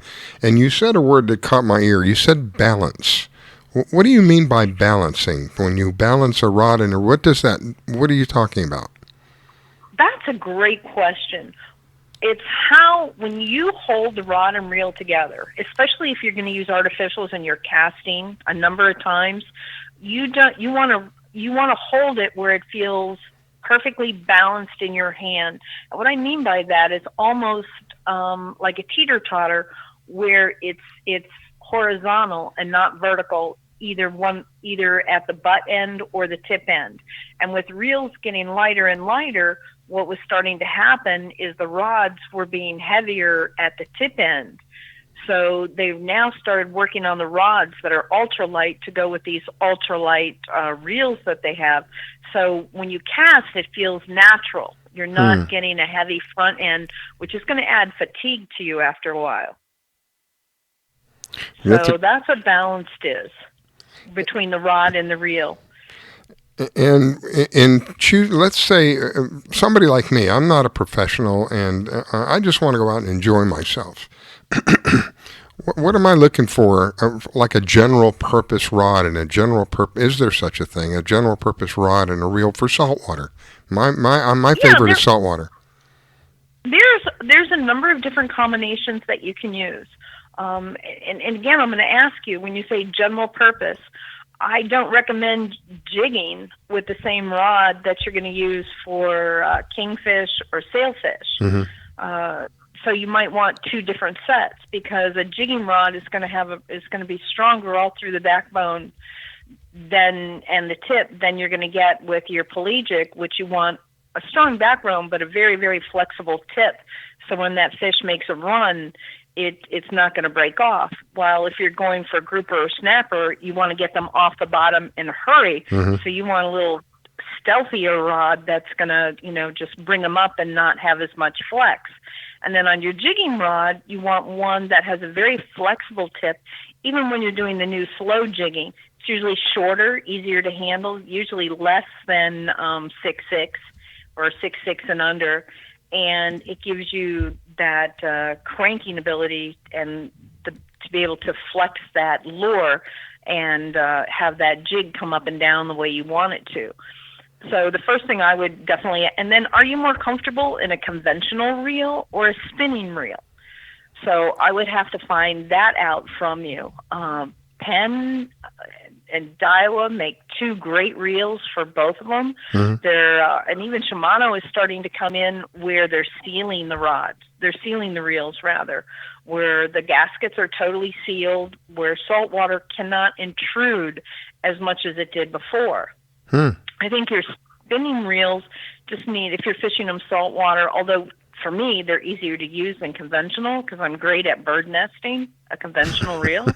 But you just have to make sure that you keep them clean, that you make sure you've got fresh water on them every single time you take them back out. It's just maintenance. Yeah, the oxidization. I think I mentioned it before. Yeah, some of the guys will even shower with their rods and reels. All right, so because that's the kind of water pressure you want on. You don't want to shoot water into the reel, because what you're doing is sending the salt in deeper. Yeah. You just almost like a mist, a fine water mist that comes down on them. So we figured out the rod and the reel, for argument's sake. We figured that part out. Now, how do you help somebody figure out if they want to use a lure, if they want to use, I guess, let's do it this way. I'm going to go fishing and I want to target something on the bottom. I want snapper. It's snapper season down in the Keys. Snapper. I want to target snapper. what kind of a rig should I prefer open bail. I think that's the correct term. An open bail reel, spinning reel. So what kind of a rig should I use? Should I use a somewhat heavy rod because I'm going to be, heavy tipped rod because I'll be targeting something on the bottom that I want to get off quick? And what kind of, should I be using live bait? Should I be using a lure? If I decide to use a lure, how big is a lure? There's so many decisions to be made. For somebody who really doesn't know, we're going to spend the time to go out there. I'd really like to catch something. So in order to do that, I want to bring the odds up in my favor as much as possible. So I'm going to go see somebody like you. What are you going to ask me? Or what are you going to suggest for me? If it's your first few trips out and you're not used to lures, and you want to be successful, I probably would start you with bait. Mm-hmm. Shad is real good. You can use whitefins, or you can go catch your own bait, or you can pick up the frozen bait, whichever. I would turn around and they don't like them on commercial boats, but I tend to like braid.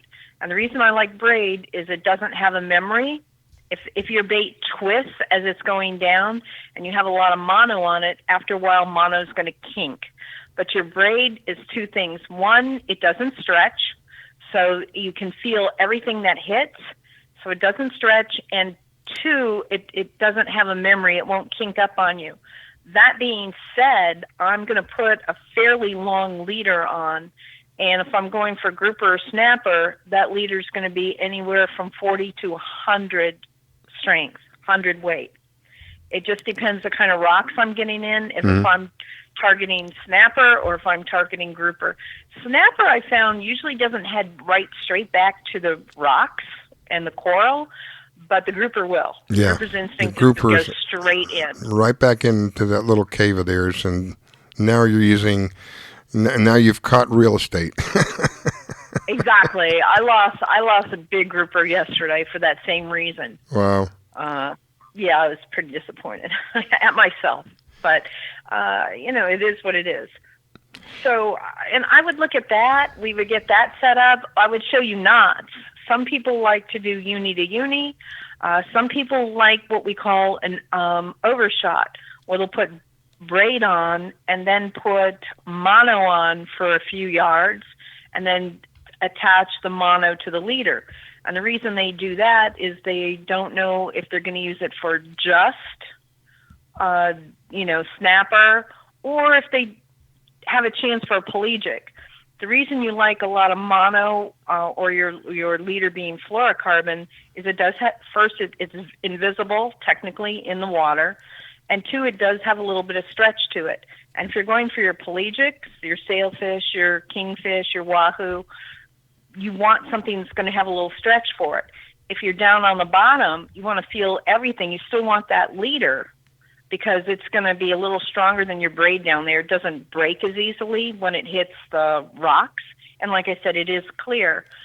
So on our side of the bay, it suggests circle hooks is kind of what FWC likes to see if you quote-unquote target reef fish. And a circle hook is real easy. You don't have to set the hook. All you do is tighten up on the line. When you feel the bite, just start reeling.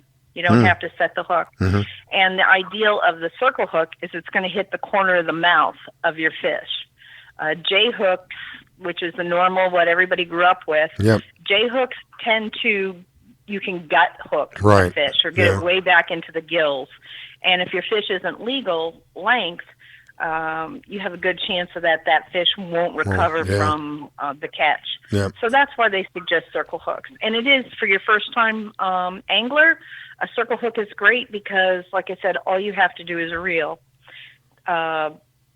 Most people use what they call a knocker rig. A knocker rig is basically your weight, a couple of beads on it to keep it from going through the knot.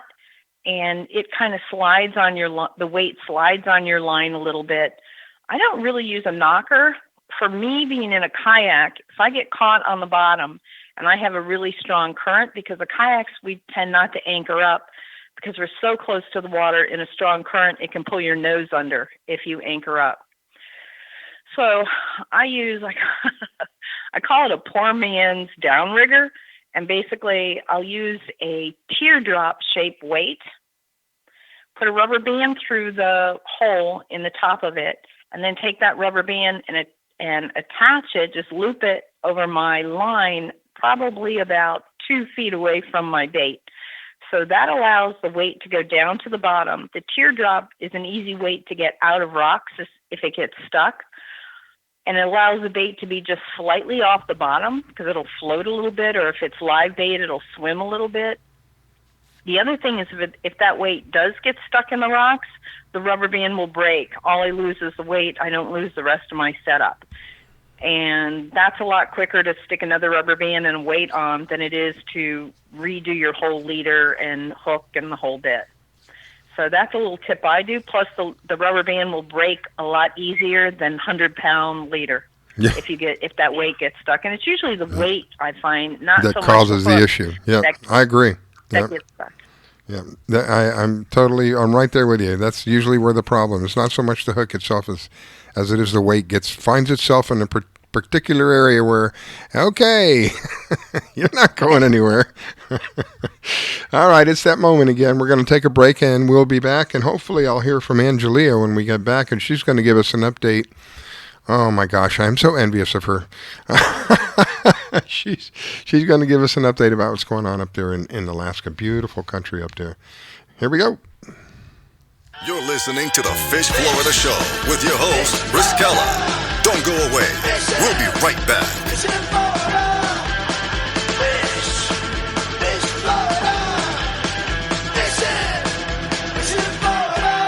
From the author of Silent Steps and Haunted, Finding an Explanation for the Unknown, comes a story so chilling it will haunt you for years to come.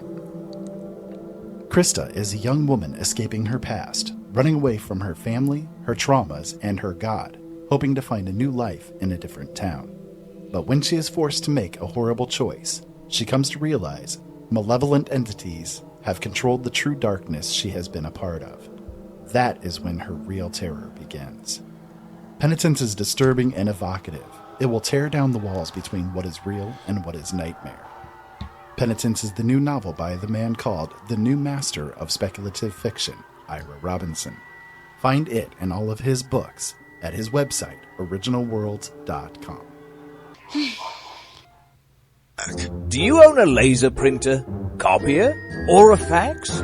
Well then, listen close to this announcement. Laser Technologies has been providing high-quality, frustration-free toner cartridges that are guaranteed not to harm your equipment for over 20 years. Laser Technologies will save you on your supplies with high-quality and fast delivery. Savings up to 50%. Laser Technologies supplies toner, imaging drums, developer, and cartridges for most of the major brands. For a price quote, send an email to service@laser-technologies.com. Include your printer make and model for your part number. Call us at 561-792-9600. That's 561-792-9600. Laser Technologies, providing 100% of the quality at a fraction of the price. 561-792-9600. Want to give your pet the celebrity treatment? Have you heard of Holly Wolf Pet Grooming and Care in Royal Palm Beach? They're located just off State Road 7 and have been servicing the area for 14 years. Holly Wolf Pet Grooming and Care is the home of the Blueberry Facial, also specializing in tartar removal with 8 years of assisting in dental procedures. Holly Wolf Pet Grooming and Care? They're more than just about dogs. They are the only experienced cat groomer in the area. They also cater to all breeds and sizes and open 6 days a week. Holly Wolf Pet Grooming and Care, located just north of the Super Walmart in Royal Palm Beach. You can find them at 250 Business Parkway. They specialize in shampoos with no extra charge. Flea and tick dips also available. Holly Wolf Pet Grooming and Care. You can give them a call at 561-793-9992. They also provide gift certificates for those looking for that special present. Holly Wolf Pet Grooming and Care. 561-793-9992. They're located in Royal Palm Beach. That number, 561-793-9992. Call for your appointment today. 561-793-9992. Holly Wolf Pet Grooming and Care, where your pet gets celebrity treatment. Can I tell you a cat joke? Just kidding. Why did the girl ask the mushroom to dance? Because he was a fun guy. What do you call a pig that knows karate? Pork chop. Why was the basketball court all wet? Why? Because the players kept dribbling all over it. Can I tell you another one? So how does a tissue dance? Put a little boogie on it. What's Beethoven's favorite fruit? Banana. What is a boxer's favorite drink? Fruit punch. Dad joke. Corny, groan-worthy, but also one of the simplest ways to share a moment with your kids. What did the buffalo say when he dropped his son off at school? Bye, son. So take a moment to make your kid laugh, because dad jokes rule. Make your kid laugh today. Go to fatherhood.gov. Brought to you by the U.S. Department of Health and Human Services and the Ad Council. I grab my fishing pole and cast it in the water. I fish until dawn. Oh my, I caught a shark. I'm fishing and blowing on when the sun shines all day. It calls me a grouper. Stop fishing and blowing on. Oh yeah. It's the Fish Florida Show with your host, Riscala Stevens, bringing the outdoors to you every Sunday morning, 8 to 10 a.m. And now your host, Riscala Stevens. All right, we are back. It is the Fish Florida Show. A little bit of technical difficulty there. My console went right down on me there. Not supposed to do that. Supposed to be gentle with me. Anyway, thank you for joining us. It's great to have you with us. We talk about fishing in general, but we're really kind of a family show, if you will, kind of dedicated to trying to keep the family together, give them something to do and build lifelong memories. And this is just one way to do it, and something in my experience that has been a vital part of holding our family together. And this morning I have Pam Worth. She is one of the top female kayak anglers here in Florida. She's always gracious enough to spend her time with me and just shared quite a bit of information. If you missed out on what we just talked about, which was really just the basics of fishing, if you want to go out there and go fishing, you can catch it on the archive. The archives will be up here probably within the day. The archives are located at fishfloridashow.com, and go to past events, and you'll see it there. Let's see. You can listen to us a wide variety of ways, but the easiest of all of them is to download the app. If you're at a computer, you can always go to our Facebook page. We have a page on Facebook, Fish Florida Show on Facebook. Go to Contact Us, and you will be on the live streamer. Or you can go to fishfloridashow.com, click on Listen, and you will be on the live streamer as well. I was hoping to have Angelia on. Now, I know where she's at. It's a lot earlier than, what is it now, 9:40? 9:45. I think it's probably like 4 or 5 in the morning. So hopefully we'll hear from her. I was very excited to hear that she would be calling in to give us an update. So hopefully she'll be doing that in a minute. In the meantime, I have Pam, and we'll talk a little bit more about just generally maintaining your equipment. That's something that we don't talk about much anymore. Maintaining, when you go out fishing, and most of the time I think I'm right, most of the time you're out in salt water. What do you do when you come back with your fishing reels? What do you do with lures? Because I know that you do use lures from time to time. What do you do with them when you come back from fishing? Those are great questions. First of all, the number one rule is wash out, clean water on your gear. Since I'm in a kayak, I keep about a gallon of water in the back of my car. And the second I get the boat back on the trailer, I usually take the rods and lay them down on the trailer also, tighten down the drag, and lightly sprinkle them all as well as the rods with just fresh water, just right away to get any of the salt out of there so it doesn't have a chance to start creating any damage in my reels. Mm-hmm. Then about once every 2 weeks, I'll take, after I've cleaned them off, especially if I brought them home, I'll take everything and lightly hose everything down, and I'll take cleanse oil, put it on a cloth, and I'll wipe my reels off. I'll wipe my rods off, especially the guides. Good where point. the guides are Yeah. attached to the rod itself, Yeah. because those are key points of rust. Mm-hmm. And Cleansoil is a great protective. There's also Q-Max out there. Both of them are great protectants. Cleansoil was developed for the Army, for guns, to keep guns clean and wow. lubricated. Wow. So it's one of the, it's a very high quality oil and cleanser. And a little is a lot. So that's why 9 times out of 10 I'll just put it on the cloth and wipe everything down. And I usually do that like on Sundays when I get off the water, because then my gear is stored for the rest of the week. So when I go out next Friday, everything is clean, ready to go. I also sometimes I'll even change leaders and just to have everything going, for the next trip. Yeah. When it comes to my lures, every time I use a lure, it does not go back in my tackle box. The second I use that lure, I have a space for it. Some people, which is very clever, have taken a pool noodle and cut a section of the pool noodle off and attached it to their boat or their kayak someplace, and every time they use a lure, it just gets put back into the they hook it to the pool noodle.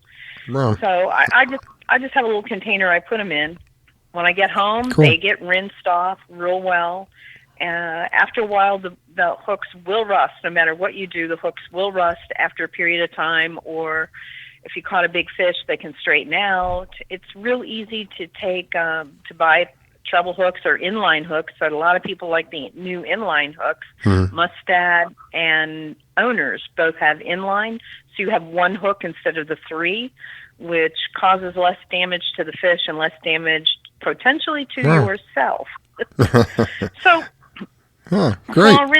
I'll rinse all those off. The ones that look like they need to be repaired or changed out, I'll put them aside. So when my husband watches baseball, that's usually when I change out hooks. Well, we'll talk a little bit more about that on the next show, because I've got Angelia. It looks like she showed up. Good morning, Angelia. Good morning. Actually, I lost my signal there for a second. It happens up here.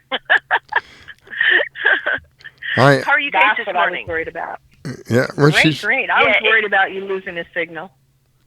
Even when I'm in my home port, it happens up here. It just does. I can't even explain it.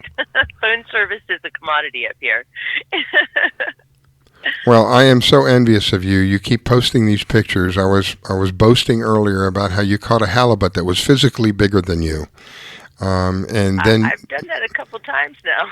and you post the videos about the whale, what am I, whale sharks, or were they whales? I don't remember. They were humpback whales. Whales. Oh my gosh. And yeah, I've had a really exciting time since I talked to you last. Actually, it's been I've done a lot of traveling. I've had some really great experiences with the marine mammals up here. I've caught more fish. I've done a lot of traveling. It's been really fun. You got a ride with a bush. What do they call them? A bush pilot? Bush pilot? A bush pilot. Yeah. I went up. I was actually in Haines, Alaska, and it was the most beautiful place I have been to up here yet. And I was on the back side of the mountain range surrounding Glacier Bay, and Glacier Bay is an amazing place. I equate it kind of to our Everglades, but it's even more protected. You have to actually get a permit to bring a boat up into Glacier Bay. They only let so many recreational boats in per day. You come across into the park, you have to take a boater's orientation, a captain's orientation to make sure you know the rules of the park and all. So it's really neat, but getting ahead of myself. But I was on the back side of the mountain range. I had a permit to go in for the next few days, and it was so beautiful that, yes, I hired an Alaskan bush pilot to take me over Glacier Bay. And unbeknownst to me, the Scalop, he lands the plane in the middle of nowhere in the mountains right beside the glaciers. It was amazing. Wow. Wow. He let me hike for a couple hours. It was just really great. We had a big glacier calve and come down the river, and it was just amazing. You got to watch him calve? You got to watch a glacier calves where it falls into the water? Yes. Oh. And it's very, very loud, and it's very, very scary. And it was during that heat wave up here in Alaska. So there were waterfalls everywhere. The ice was melting. And yes, I know global warming, and that's not really a great thing. But my goodness, did it create some beautiful sights up here for me. It was just really neat. But yeah, the next couple of days after my really epic flight, I don't know how to explain it, I went up into Glacier Bay on boat, and wow, a lot of whales, seals everywhere, sea lions everywhere, big sea lion haul-out rocks everywhere, little otters floating everywhere with little babies on their stomachs. Oh my gosh. Yeah, and you can't even count the amount of whale spouts that are everywhere. One of the neatest things, you guys, and I know this sounds really odd, but I'm a Florida girl. I'm a third-generation Florida girl, you know? I love Florida. In my entire life, I never, ever, ever imagined that I would be in a boat navigating around ice. Wow. In the water, like mini little icebergs. I don't care what anybody calls them up here. They're icebergs. You're navigating around ice. If you hit that ice, it will put a hole in your hull. It will knock your prop off your boat. And the water's 38 degrees. You don't want in that water. Wow. So, yeah, it's really, really neat stuff. Really interesting stuff. In my wildest dreams, I never imagined this kind of stuff. I feel like someone dropped me in a National Geographic episode. I was just going to say, I swear, I was just going to say, it sounds like you're living in National Geographic. I feel like someone dropped me right in a National Geographic Alaska episode, and I've been in it for 2 months. When the whales came up, you guys, I went about 2 weeks watching whale spouts everywhere. Wow. And I was traveling a waterway called Chatham Straits. It's very popular up here. I'm kind of getting to know the waterways up here. It's really interesting. But we were in Chatham Straits, and I was with 4, mature Alaskan people that have lived here their entire life. And when the humpback whales came up for a really good show for me that I've been waiting for weeks, they came up all around the boat, a couple dozen of them. They were side by side in tandem, completely breaching the water. Wow. Only just recently, like weeks later, did these Alaskan people tell me that they have never done that in the lifetime of them traveling on the water up here. They've never seen the whales do that. Wow. So I've been really, really lucky to get to see some really great stuff. Wow. Well, yeah, it's really exciting. You put a post up. I wanted to know about the crabs. All those crabs. Oh my gosh, I'm salivating here thinking about it. What kind of crabs were they? Those are Dungeness crabs. Oh, okay. And we put crab pots out all the time for crabs. And sometimes you catch a bunch of big ones, and sometimes you catch sea urchins and starfish, you guys. There are starfish everywhere up here, and they really mess up your crab pots. But as beautiful as they are, and as much as I love them, and I'm carefully picking them out of the crab pots to save every little one of them, but yeah, your starfish really mess up your crab pots. But I'm going to tell you the truth. I'm in a harbor with a lot of commercial boats. I mean, a lot of commercial boats. I've learned a lot about commercial fishing and seining nets and, oh my goodness, all kinds of crazy stuff. We'll go into that at a different time. But I'm so lucky. I'm right beside a commercial crab boat. So when they come in, guess what happens? And I've been catching a lot of crab, but when I don't, and I'm in port, and I'm just, doing boat work and maintenance, and that happens too.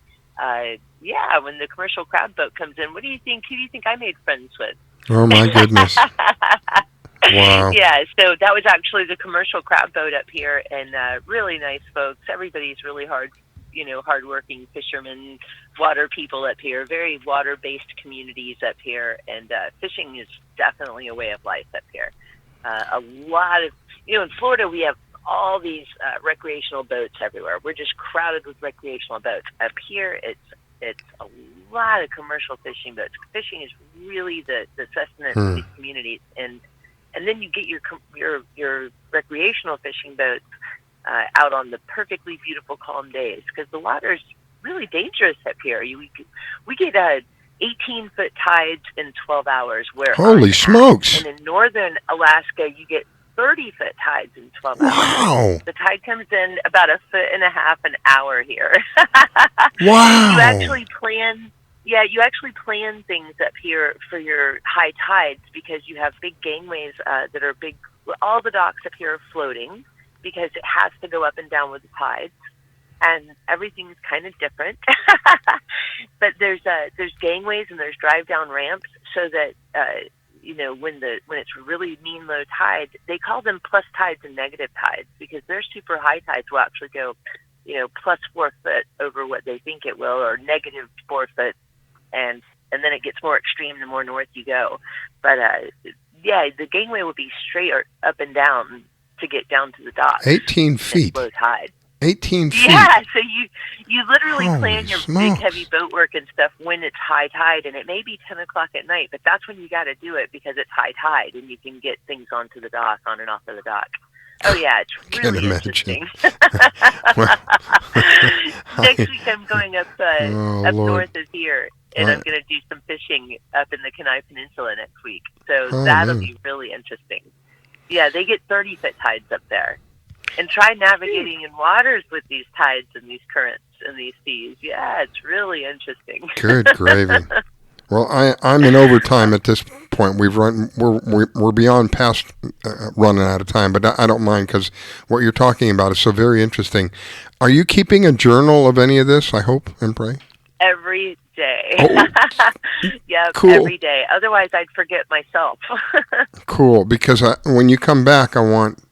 Maybe we do a whole show about, because there's so many interesting things that you've mentioned.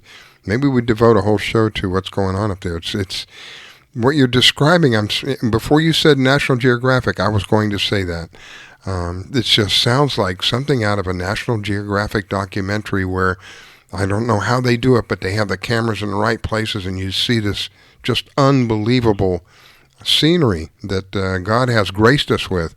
I am so envious. The more you talk, the more envious I am. Doggone it. I wish you the best. Like I said, I've gotten very lucky, so thank you. I think that luck played a little part of it. I think much of it was your skill set and your ability to convince people that you could do what they wanted you to do. And your track record, I think, played a very big part of it as well. You deserve it, sweetheart. You deserve it. Thank you very much. All right, my dear. Well, I'm having a great time. I miss everybody in Florida, but I'm having a great time. So, hello, Florida. and I just want to, before I forget, I want to say thanks for posting all the pictures, because really is gorgeous what I'm seeing and what you're doing. You. But when you get, I have so much more to share when I sit down and have time. So that's what I'm definitely thinking. We'll do a whole show when you come back, so people will know what's going on up there. Real quick, where can people see these photos? Florida Salty Cowgirl on Facebook. I've been renovating my webpage. Hopefully I'll have it back up very soon. It's going to be great. FloridaSaltyCowgirl.com. So just Florida Salty Cowgirl in Alaska for the moment. But yes, Florida Salty Cowgirl. Look it up online. You can find me, I promise. All right, my dear. Great job, lady. Yeah, Thank really, you. Thank you guys. I commend you. Great job. All right, Miss Angelia, I wish you a wonderful. Is it Sunday there? It is Sunday morning, yes, sir. It's about 6 o'clock in the morning. I'm going to go back to sleep for about 2 hours before I go to work. I thought it was a lot. The time difference is a lot more. So it's you're 4 hours behind me. 4 hours. Yeah. Yes, I was thinking like you were 6 or 7 hours behind me. Okay. All right, my dear. Well, God bless you. Wish you a wonderful day. I'm looking forward to having you back on before you make it back down here, because it's very, very interesting what you're going through. Thank you so much. Thanks for calling in. My pleasure, guys. Have a great day. All right. Parting words, Miss Pam? Just thank you and our listeners. We really appreciate you listening in and can't wait to see what's coming up next week. Well, thank you, everybody. Greatly appreciate it. I wish you a wonderful day. It's going to be a gorgeous day here in Florida. Get out there and enjoy it. You've been listening to the Fish Florida Show. God bless.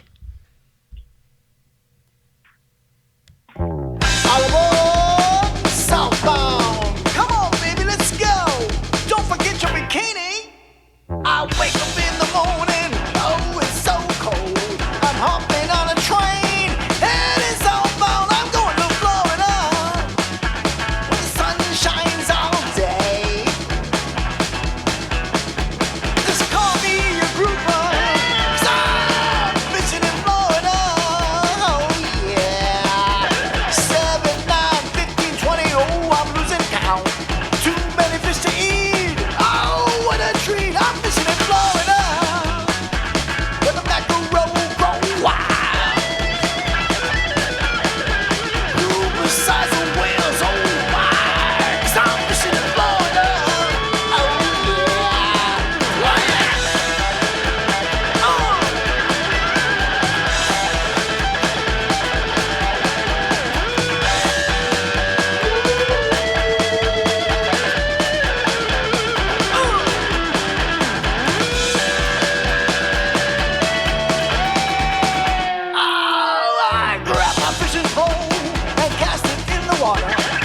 fish until